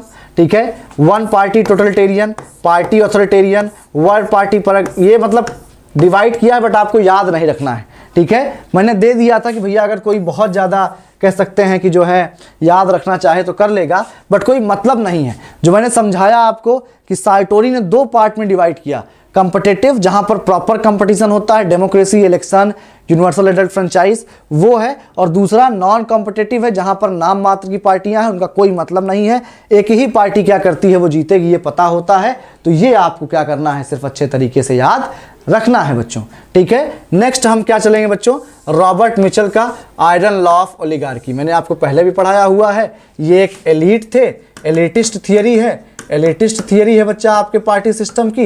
ये क्या कहते हैं, इनकी बुक का नाम है बच्चों, इनका कॉन्सेप्ट है आयरन लॉ ऑफ ओलिगार्की, और बुक है इनकी भी पॉलिटिकल पार्टी, ठीक है। यानी इनका जो कह सकते हैं कॉन्सेप्ट है वो है अल्पमत के लौह कानून, और पार्टी का नाम क्या है, पॉलिटिकल पार्टीज, यानी इनकी बुक का नाम है ये, ठीक है। इनकी बुक का नाम क्या है बच्चों, पॉलिटिकल पार्टीज है, ठीक है। आप देखेंगे बच्चा ये क्या कहते हैं, आसान भाषा में समझ लीजिए, ठीक है, कि at last each parties are dominated by few individuals. बस इतना मान लीजिए, मैंने आपको डिटेल में पहले भी पढ़ाया है। अभी आपको रॉबर्ट मिचल के बारे में क्या जानना है कि इन्होंने क्या कहा भैया, कि अंततः जितनी भी पार्टियां हैं, सभी जितनी पार्टियां होंगी, सब में जो पावर होगी वो कुछ ही लोगों के हाथों में क्या हो जाएगी, केंद्रित हो जाएगी। यानी जो power will be concentrated in the hands of few individual in all types of party system. Democratic party system हो या फिर टोटलिटेरियन हो, टोटलिटेरियन में तो रहता ही है कुछ एक आध दो लोगों के पास ही, लेकिन डेमोक्रेसी में भी क्या है, अंततः बीजेपी को देख लो, अमित शाह, मोदी, ठीक है, राजनाथ, कांग्रेस को देख लो, राहुल गांधी, सोनिया गांधी, ठीक है। उसके अलावा आप देखेंगे सपा को देख लो, अखिलेश यादव, ठीक है, शिवपाल यादव, उस पर उधर बसपा को देख लो, मायावती, उनके जो भतीजे हैं वो, ठीक है, शरद पवार, यानी कुछ ही लोग क्या रहेंगे, ममता बनर्जी, कुछ ही लोग क्या रहेंगे पार्टी में मेन हो जाते हैं, और उन्हीं के हिसाब से क्या होता है, काम चलता है। यानी ये क्या कहते हैं, oligarchy is the iron law, power will always remain in the hands of elite, यानी हमेशा जो शक्ति है वो कुलीनों यानी कुछ ही लोगों के पास क्या होगी। मासेस नेवर सेफ डिसीजन, यानी जो जनता है वो कभी निर्णय नहीं लेती है, जनता को निर्णय लेने का हक नहीं मिलता है। वो जो पार्टी है उसके जो कुछ लोग हैं वही हमेशा क्या करते हैं, निर्णय लेने का कार्य करते हैं। यहाँ से क्या याद रखना है, Robert Mitchell, iron law of oligarchy, political parties इनकी बुक है, और किसी भी पार्टी सिस्टम में अंततः जो पावर है वो कुछ ही लोगों के पास रहेगी, ये आपको याद रखना है। लेनिन की थियरी क्या है बच्चा, लेनिन आपको पता है, इनकी जो थियरी है उसको डेमोक्रेटिक सेंट्रलिज्म कहा जाता है, ठीक है, डेमोक्रेटिक सेंट्रलिज्म, ठीक है। आपको पता है इन्होंने कम्युनिस्ट पार्टी बनाई थी, ठीक है, इनकी बुक थी what is to be done, what is to be done में इन्होंने कम्युनिस्ट पार्टी का जिक्र किया था। इन्होंने क्या किया बच्चा, इन्होंने कहा कि भैया बिना पार्टी के कुछ नहीं हो सकता है। आपको पता है मैंने पढ़ाया था मार्क्स के बारे में कि मार्क्स पार्टी सिस्टम या पार्टीज में रुचि उनकी कोई नहीं थी। वो क्या कहते थे, जो पार्टीज हैं वो बुर्जुआ कॉन्सेप्ट है, यानी कैपिटलिस्ट कॉन्सेप्ट है, पार्टी नहीं होना चाहिए। पार्टी क्यों होगा भाई, जब स्टेटलेस सोसाइटी चाहिए हमको, स्टेट ही नहीं चाहिए हमको, तो फिर पार्टी क्यों चाहिए, ठीक है। तो मार्क्स इसके खिलाफ थे, लेकिन आपको पता है कि कम्युनिज्म कभी भी रियलिटी में नहीं आ सकता, ठीक है, उसका मिसयूज ही किया जाता है। तो लेनिन ने क्या किया, उनके विचारों का मिसयूज किया, ठीक है, और उन्होंने पार्टी का गठन किया। Marks never accepted the idea of party because party creates hierarchy which goes against the notion of equality. आपको पता है कि भैया मार्क्स समानता की बात करते थे, इसीलिए वो कहते थे कि पार्टी नहीं होनी चाहिए, क्योंकि पार्टी में क्या होता है, पदानुक्रम होता है, यानी कोई ऊपर होता है, फिर उसके नीचे, फिर उसके नीचे, फिर उसके नीचे अध्यक्ष, उपाध्यक्ष, महासचिव, ऐसे क्या होता है, हायरार्की हो जाती है, लोग बराबर नहीं हो पाते हैं, समानता नहीं होती है। इसीलिए उन्होंने क्या किया बच्चों, इसको आप देखेंगे मना किया था कि पार्टी सिस्टम नहीं होनी चाहिए, ठीक है। Lenin believed that workers are not capable of developing the revolutionary consciousness on their own. Lenin का क्या मानना था बच्चों, लेनिन का मानना था कि श्रमिक अपने आप में क्रांतिकारी चेतना विकसित करने में सक्षम नहीं है। यानी उन्होंने कहा कि अगर रेवोल्यूशन करना है तो भैया जो श्रमिक हैं वो अपने मन से कुछ नहीं कर पाएंगे, उनके अंदर कॉन्शियसनेस ही नहीं आएगी। जो क्लास इन इटसेल्फ और क्लास फॉर इटसेल्फ कॉन्शियसनेस बताया था ना मार्क्स ने, बोला कि वो नहीं आ पाएगी, अपने मन से नहीं आएगी। उसके लिए उनको पुश देना पड़ेगा, यानी एक कोई ऐसा ऑर्गेनाइजेशन हो जो उनके लिए कार्य करे और बताए कि भैया ऐसा आपको करना चाहिए अब, ठीक है। तो हेंस द पॉलिटिकल पार्टी क्या करेंगी, वैनगार्ड रेवोल्यूशन करेंगी, यानी जो राजनीतिक दल हैं वो क्रांति के मोहरे के रूप में काम करेंगी और रेवोल्यूशन में आपको जो वर्कर्स हैं उनको कह सकते हैं कि उनको जो है उनकी कॉन्शियसनेस याद दिलाने का काम पॉलिटिकल पार्टीज करेंगी। कोई कभी पूछा जाए कि वैनगार्ड पार्टी का कॉन्सेप्ट किसने दिया है, तो लेनिन ने दिया है। कभी पूछे कि डेमोक्रेटिक सेंट्रलिज्म का कॉन्सेप्ट किसने दिया है, लेनिन ने दिया है। What is to be done किसकी बुक है, लेनिन की बुक है। लेनिन की और भी 2-4 बुक्स हैं जिसको मैं आपको मिसलिनियस में पढ़ाऊंगा, और उस टाइम पर आपको क्या करना रहेगा बच्चों, जो है उसको याद कर लेना रहेगा, ठीक है। आप देखेंगे बच्चों कि वो क्या कहते हैं, it works on the principle of democratic centralism, pyramidal in structure. इसका मतलब क्या है कि भैया जो ये ऊपर हैं ये मेन तो होंगे, लेकिन इनको बातें कहाँ से आएंगी, नीचे से आएंगी। यानी जो लोग कहेंगे उनकी बातों को ये सुनेंगे और उनकी बातों को सुन करके फिर ये फैसला देंगे। ये जो फैसला करेंगे वो नीचे वालों पर क्या होगा, लागू होगा। यानी मेन तो वही है जो सेंटर में बैठा है, लेनिन, लेकिन लोग अपने सुझाव भेजेंगे, उन सुझावों को सुनेगा, उन सुझावों के आधार पर पॉलिसी बनाएगा और उस पॉलिसी को पूरी पार्टी को क्या करना पड़ेगा, फॉलो करना पड़ेगा। इसी तरीके से क्या है, ये पिरामिड स्ट्रक्चर है, ठीक है बच्चों।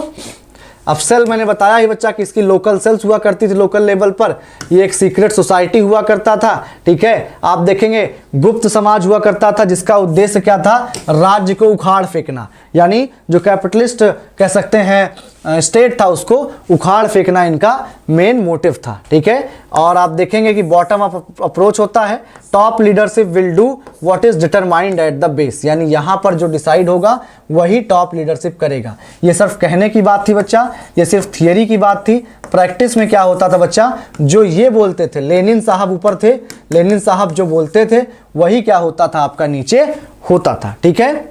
उसके बाद ये बहुत लेस इंपॉर्टेंट है बच्चों, लेकिन आपको मैंने कहा पढ़ा दें जिससे कि हो सकता है आपको कभी आए तो आपको पता रहे थोड़ा सा। जोसेफ ला पलम्बरा और माइनर वीनर, इन्होंने भी पार्टी को 2 पार्ट में डिवाइड किया है, सार्टोरी की तरह, कॉम्पिटिटिव और नॉन कॉम्पिटिटिव, ठीक है। कॉम्पिटिटिव में 2 पार्ट हैं, हेजमनिक और टर्नओवर, और नॉन कॉम्पिटिटिव में 1 पार्टी अथॉरिटेरियन, 1 पार्टी प्लूरलिस्टिक और 1 पार्टी टोटलिटेरियन। रट लेंगे, याद कर लेंगे, इसके अलावा और कुछ इसमें समझने के लिए नहीं है, उतना इंपॉर्टेंट भी ये नहीं है बच्चों, ठीक है। अब हम लोग क्या चलेंगे बच्चों, आलमंड ने जो क्लासिफिकेशन किया है ये बहुत इंपॉर्टेंट है, ये बार बार आपसे क्या होता है बच्चों, पूछा जाता है।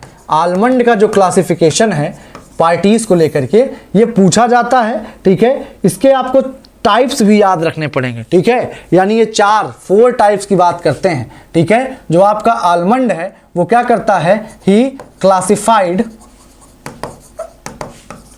Party system, he classified party system into 4 types. 4 प्रकार में क्या किया है, इन्होंने बांटने का कार्य किया है। आपके किसने, आलमंड ने, ठीक है। इन्होंने क्या किया है, 4 पार्टी की बात की है, तुरंत रट लीजिए।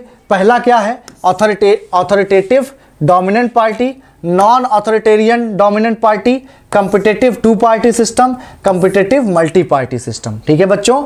ऑथोरिटेटिव डोमिनेंट पार्टी सिस्टम, सबके आगे पार्टी सिस्टम आप लगा लीजिएगा, ठीक है। इन्होंने यहाँ पे पार्टी सिस्टम नहीं लिखा है, बट अंडरस्टूड है कि इन्होंने 4 तरीके की पार्टी सिस्टम दी है, तो आगे से पार्टी सिस्टम लग जाएगा। Authoritative party system, non authoritative party system, competitive 2 party system और कॉम्पिटिटिव मल्टी पार्टी सिस्टम। ये चारों आप रट लीजिएगा, प्लीज रट लीजिएगा, बहुत इंपॉर्टेंट है, ठीक है। चारों पूछा जाता है कि कौन सा टाइप है आपके आलमंड का, authoritative dominant party system, non authoritative dominant party system, competitive 2 party system, competitive multi party system. यानी आधिकारिक प्रभुत्वशाली, गैर आधिकारिक, प्रतिस्पर्धी 2 पक्ष और प्रतिस्पर्धी मल्टी पार्टी, ठीक है। ये क्या है आपका पार्टी प्रणाली, इतने प्रकार में डिवाइड किया है आलमंड ने, ठीक है। अब आप देखेंगे बच्चों कि वेस्टर्न और नॉन वेस्टर्न पार्टीज में क्या डिफरेंस होता है, ठीक है। आप देखेंगे जो वेस्टर्न पार्टी सिस्टम है यानी यूएसए, यूके, ठीक है, उन लोगों का जो डेवलप्ड कंट्रीज हैं और जो हमारे यहाँ की हैं जो ईस्टर्न, हमको क्या कहा जाता है बच्चों, ईस्टर्न कहा जाता है, उनमें और हम में क्या डिफरेंस है, इसको हम लोग इसमें देखने की बात करेंगे। ठीक है। Features of western party system यानी पश्चिमी पार्टी सिस्टम की जो विशेषताएं हैं उसको हम लोग देखेंगे। अब आपको सबसे पहले ये पता होना चाहिए कि जो पॉलिटिकल पार्टीज़ हैं वो हवा में काम नहीं करती हैं, वैक्यूम में नहीं, कोई मतलब ही नहीं है। आप देखेंगे जैसा सोसाइटी होगी, जैसा कल्चर होगा, जैसी इकोनॉमी होगी, उसी के आधार पर यानी पार्टियां सामाजिक, सांस्कृतिक और आर्थिक आधार पर ही क्या करती हैं, कार्य करती हैं। यानी जो पार्टी सिस्टम है, जो पार्टीज़ हैं, उनको ये तीनों फैक्टर क्या करते हैं, बहुत ज़्यादा इन्फ्लुएंस करते हैं बच्चों। ठीक है। अब features of western party system देखते हैं हम लोग क्या है। दे आर मैच्योर डेमोक्रेसीज, पता है बच्चों आपको, परिपक्व लोकतंत्र हैं वो लोग।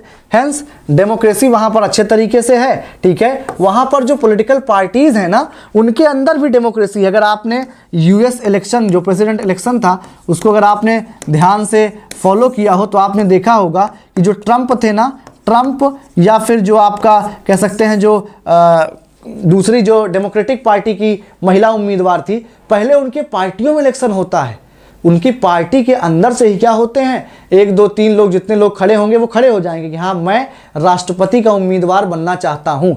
तो पार्टी के अंदर पहले वोट होगा, पार्टी जिसको बोलेगी कि हाँ ये इसको वोट ज़्यादा मिलेगा, वही जा करके फिर उम्मीदवार होगा उसका। यानी पार्टी के अंदर भी क्या है, डेमोक्रेसी होती है। यहाँ पर क्या है, अपने यहाँ अखिलेश यादव जिसको कह देंगे वो विधायक बन जाएगा, सांसद। राहुल गांधी जिसको कह दिए वो कांग्रेस में, मोदी जी, अमित शाह जिसको कह दिए वो बीजेपी में। कोई चुनाव नहीं होता यहाँ पर। ठीक है। यहाँ पर अपने मन से वोट दिया जाता है, आपका सीट दी जाती है, लोगों को कैंडिडेट दिए जाते हैं। लेकिन वहाँ पर क्या था, पार्टी भी चुनाव होता है, पार्टी के अंदर भी, क्योंकि वहाँ डेमोक्रेसी काफ़ी अच्छे तरीके से परिपक्व हो गया है। ठीक है बच्चों, मैंने बताया इंटरनल डेमोक्रेसी होती है। ठीक है। जो उनका होता है, working of political parties is transparent and financially accountable. वो जो राजनीतिक दल हैं उनकी कार्य प्रणाली पारदर्शी होती है और आर्थिक रूप से जवाबदेह होती है। यानी भैया ऐसा नहीं कि पैसा गबन कर जाएं, खा जाएं, कहाँ से कितना पैसा आ रहा है, कौन कौन उद्योगपति उनको चंदा दे रहे हैं, सब क्लियर होता है। अपने यहाँ क्या है, नहीं पता चलता है। अपने यहाँ बॉन्ड का सिस्टम है कि बॉन्ड पता ही नहीं चलेगा किसने कितने का बॉन्ड दे दिया है, कितना पैसा दे दिया है। तभी तो आप देखेंगे आरोप लगता है ना कि अडानी मोदी को सपोर्ट करते हैं, अंबानी, या फिर जो पार्टी सत्ता में रहती हैं उनको क्या कहा जाता है कि हमेशा उनको जो उद्योगपति हैं वो सपोर्ट करते हैं। जैसे टाटा ने हमेशा कांग्रेस को किया था। ठीक है। टाटा बिरला जो हुआ करते थे। ठीक है बच्चों, तो आपको क्या याद रखना चाहिए कि जो हमारे यहाँ का जो ईस्ट का है उनकी जो प्रणाली है वो उतनी ट्रांसपेरेंट नहीं है, लेकिन वेस्ट की प्रणाली बिल्कुल ट्रांसपेरेंट है, एकदम सही तरीके से है। ठीक है। नॉन वेस्टर्न पार्टीज यानी जो हमारे यहाँ की पार्टियाँ हैं वो कैसी होती हैं।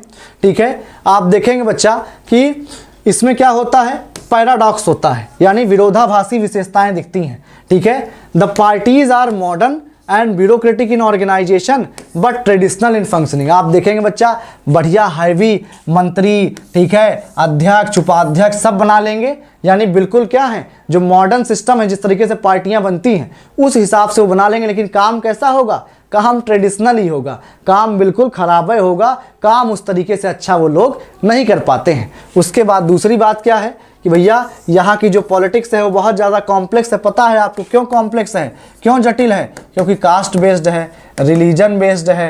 ठीक है। आप देखेंगे लैंग्वेज बेस्ड है, यानी यहाँ पर जाति, धर्म, भाषा की राजनीति, क्षेत्रवाद की राजनीति ज़्यादा होती है। इसलिए यहाँ पर यहाँ की पॉलिटिक्स को समझना कठिन होता है। और पॉलिटिकल पार्टीज में नॉट हैव सेकुलर आइडियोलॉजीज, यहाँ पर भैया धर्मनिरपेक्ष विचारधारा नहीं होती है। कोई पार्टी है जो हिंदू को सपोर्ट कर देगी, कोई पार्टी है जो मुस्लिम को सपोर्ट कर देगी, कोई पार्टी है जो और अन्य धर्मों को सपोर्ट करती है।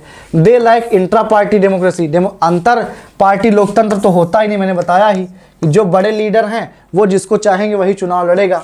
They are controlled by dynasties, यानी राजवंशों द्वारा नियंत्रित होता है। जैसे आप देखेंगे गांधी परिवार, ठीक है, गांधी परिवार, यादव परिवार, ठीक है। आप देखेंगे बहुत सारे जो परिवार हैं उनसे क्या होती है यहाँ पर शासन चलता है। ठीक है, भैया राजा का बेटा ही राजा बनेगा, उन्हीं के बच्चे पोते वो क्या करेंगे, राजनीति को आगे बढ़ाते चले जाएंगे, यानी राजवंश वाली पॉलिटिक्स यहाँ पर क्या होती है, होने लगती है। ठीक है, दे रिवॉल्व अराउंड पर्सनालिटी, यानी व्यक्तित्व के इर्द गिर्द घूमते हैं, यानी यहाँ के लोग जो हैं वो व्यक्तियों से ज़्यादा प्रभावित हो जाते हैं, जैसे मोदी। ठीक है, यहाँ पर मोदी सरकार होती है, इंदिरा सरकार होती है, नेहरू सरकार होती है, राजीव सरकार होती है, मनमोहन सरकार होती है। यहाँ पर ये नहीं होता कि भारत सरकार है, भारत सरकार ना कह के क्या कहते हैं, मोदी सरकार, या बीजेपी की पार्टी की सरकार नहीं कहते हैं, बल्कि व्यक्ति को ज़्यादा प्रधानता देते हैं कि मोदी सरकार, इंदिरा सरकार। ठीक है, इस तरीके का होता है।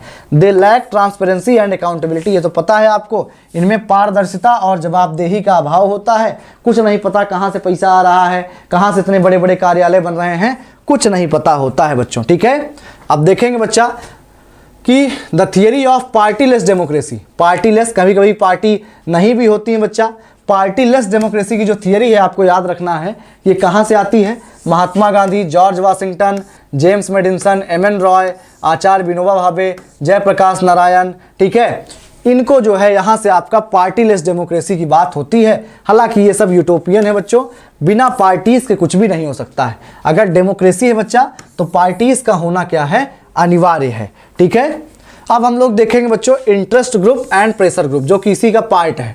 ठीक है, पार्टी सिस्टम का ही पार्ट है। ये भी क्या करते हैं, आपके पार्टी सिस्टम को बहुत ज़्यादा प्रभावित करने का कार्य करते हैं बच्चों। ठीक है, तो क्या याद रखना है, ये हित समूह, दबाव समूह की क्या है, आप देखेंगे बात होती है। क्या करते हैं बच्चों, देखिएगा अच्छे तरीके से याद रखना है। ठीक है, कि इंटरेस्ट ग्रुप का काम क्या होता है, पहले तो आपको पता होना चाहिए, ये इंटरेस्ट आर्टिकुलेट करने का काम करते हैं। इंटरेस्ट आर्टिकुलेशन का कार्य ये लोग क्या करते हैं, यानी जो भी आपके रुचियां हैं, जो लोग चाह रहे हैं, उनको ये उठाने का काम करते हैं कि समाज में ये समस्याएं हैं, इनको क्या करना है, दूर करने के लिए प्रयास करना चाहिए। ये काम कौन करते हैं, आप देखेंगे कि ये इंटरेस्ट ग्रुप जो हैं, जो प्रेशर ग्रुप्स हैं, वो ये काम कर रहे होते हैं बच्चों। ठीक है, आप देखेंगे कि गैब्रियल आलमंड ने क्या किया है। ठीक है, स्ट्रक्चरल फंक्शनल अप्रोच में गैब्रियल आलमंड ने जो है देखा है कि प्रेशर ग्रुप्स को इनपुट के रूप में लिया है। बहुत इंपॉर्टेंट है, मैं आपको जब गैब्रियल आलमंड पढ़ाऊंगा तो जो उनके 4 इनपुट फंक्शन है उसमें एक इंटरेस्ट ग्रुप भी है, कि इंटरेस्ट ग्रुप का बहुत बड़ा महत्व है। ठीक है, आप देखेंगे फाइनर इनको एनोनिमस एम्पायर कहते हैं, याद रख लीजिएगा, ये बहुत पूछा जाता है। एनोनिमस एम्पायर किसने बोला है भैया, आपके फाइनर ने बोला है। किसने, फाइनर ने। और दूसरा क्या है, अनऑफिशियल गवर्नमेंट इसको बोला है। अनऑफिशियल गवर्नमेंट किसने बोला है बच्चों, लैम्बार्ट ने बोला है, लैम्बार्ट। ठीक है, लैम्बार्ट ने क्या बोला है, ठीक है, लैम्बार्ट ने इनको अनऑफिशियल गवर्नमेंट बोला है प्रेशर ग्रुप्स को, और एनोनिमस एम्पायर किसने बोला है, फाइनर ने बोला है। ठीक है, आप इस बात को याद रखेंगे। और क्या याद रखना है कि ये काम क्या करते हैं, जो भी इंटरेस्ट हैं, जो भी समाज में समस्याएं हैं, उनको उठाने का कार्य क्या करते हैं, ये लोग करते हैं। ठीक है, इतनी बात आपको याद रखनी इंपॉर्टेंट क्यों है, क्यों मैंने इसको लिया हुआ है, इसके लिए लिया हुआ है कि गैब्रियल आलमंड ने इंटरेस्ट ग्रुप को क्लासिफाई किया है। ठीक है, यानी जो रुचि समूह है इसका वर्गीकरण किया है, ये पूछा जाता है, और इसको ऐसे ही याद रखिएगा। ठीक है, आपको इसको इसी तरीके से याद रखना है। ठीक है, किस तरीके से, इसका जो करेक्ट ऑर्डर है बताऊंगा, इसका करेक्ट ऑर्डर भी पूछा जाता है। यहाँ पर आप नाम याद कर लें और करेक्ट ऑर्डर मैं यहाँ पर आपको लिख दे रहा हूँ। यानी इन्होंने 4 पार्ट में डिवाइड किया है। इंस्टीट्यूशनल पहला आएगा, दूसरा एसोसिएशनल, तीसरा कौन सा है, एनॉमिक, और चौथा कौन सा है आपका, नॉन एसोसिएशनल।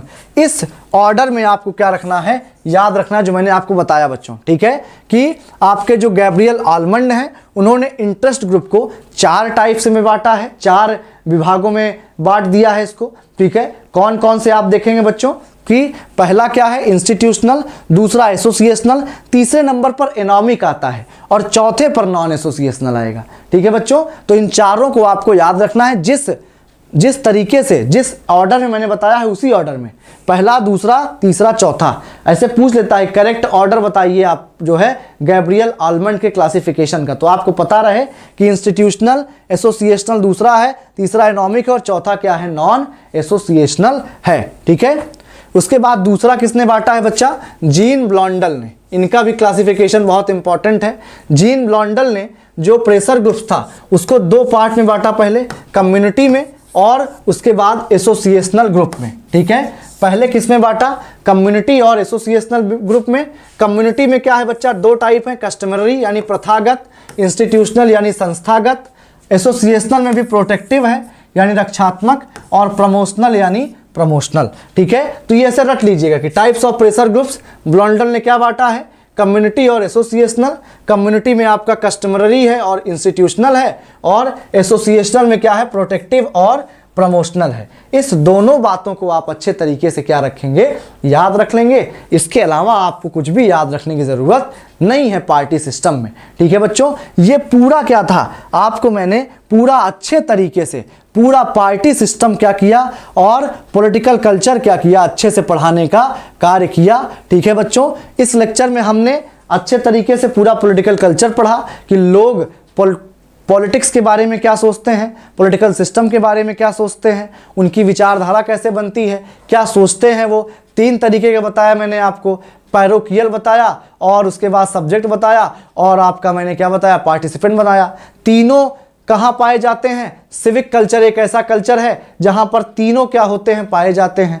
सिडनी वर्मा और आलमंड को वहाँ पे याद रखा आपने। फिर हमने पार्टी सिस्टम के बारे में पढ़ा कि पार्टी सिस्टम क्या होता है, कितने टाइप में होता है। हमने डुअर्जल लॉ पढ़ा, सबसे महत्वपूर्ण डुअर्जल लॉ है, याद रखिएगा। डुअर्जल का जो क्लासिफिकेशन था पार्टी सिस्टम पर वो पढ़ा, कितने टाइप से उन्होंने बांटा। फिर हम सार्टोरी की तरफ आए, और यही दो क्या हैं, सार्टोरी और डुअर्जल, यही आपके लिए ज़्यादा महत्वपूर्ण भी थे बच्चों। ठीक है, तो ये पूरा क्या था, आपका कह सकते हैं पहला लेक्चर था कंपैरेटिव पॉलिटिक्स पर, जिसमें हमने क्या किया, हमने अच्छे तरीके से दो टॉपिक्स को, आपके सिलेबस के दो टॉपिक पॉलिटिकल कल्चर और पार्टी सिस्टम को पढ़ने का क्या किया, प्रयास किया। नेक्स्ट जो टॉपिक्स हैं वो हम आगे के वीडियोस में क्या करेंगे, कवर करेंगे। तब तक आप लोग बच्चों रिवीजन करते रहें, अपना ख्याल रखें, पढ़ते रहें, और जब तक मैं वापस लाइव सेशन नहीं लेने लग जाता तब तक आप लोग क्या करेंगे, रिवीजन करते रहें, खूब अच्छे से रिवीजन करें, पूरा फैक्चुअल रट डालें, पूरा जो कॉन्सेप्ट पढ़ाया है मैंने सब कुछ बार बार रिवीजन करें।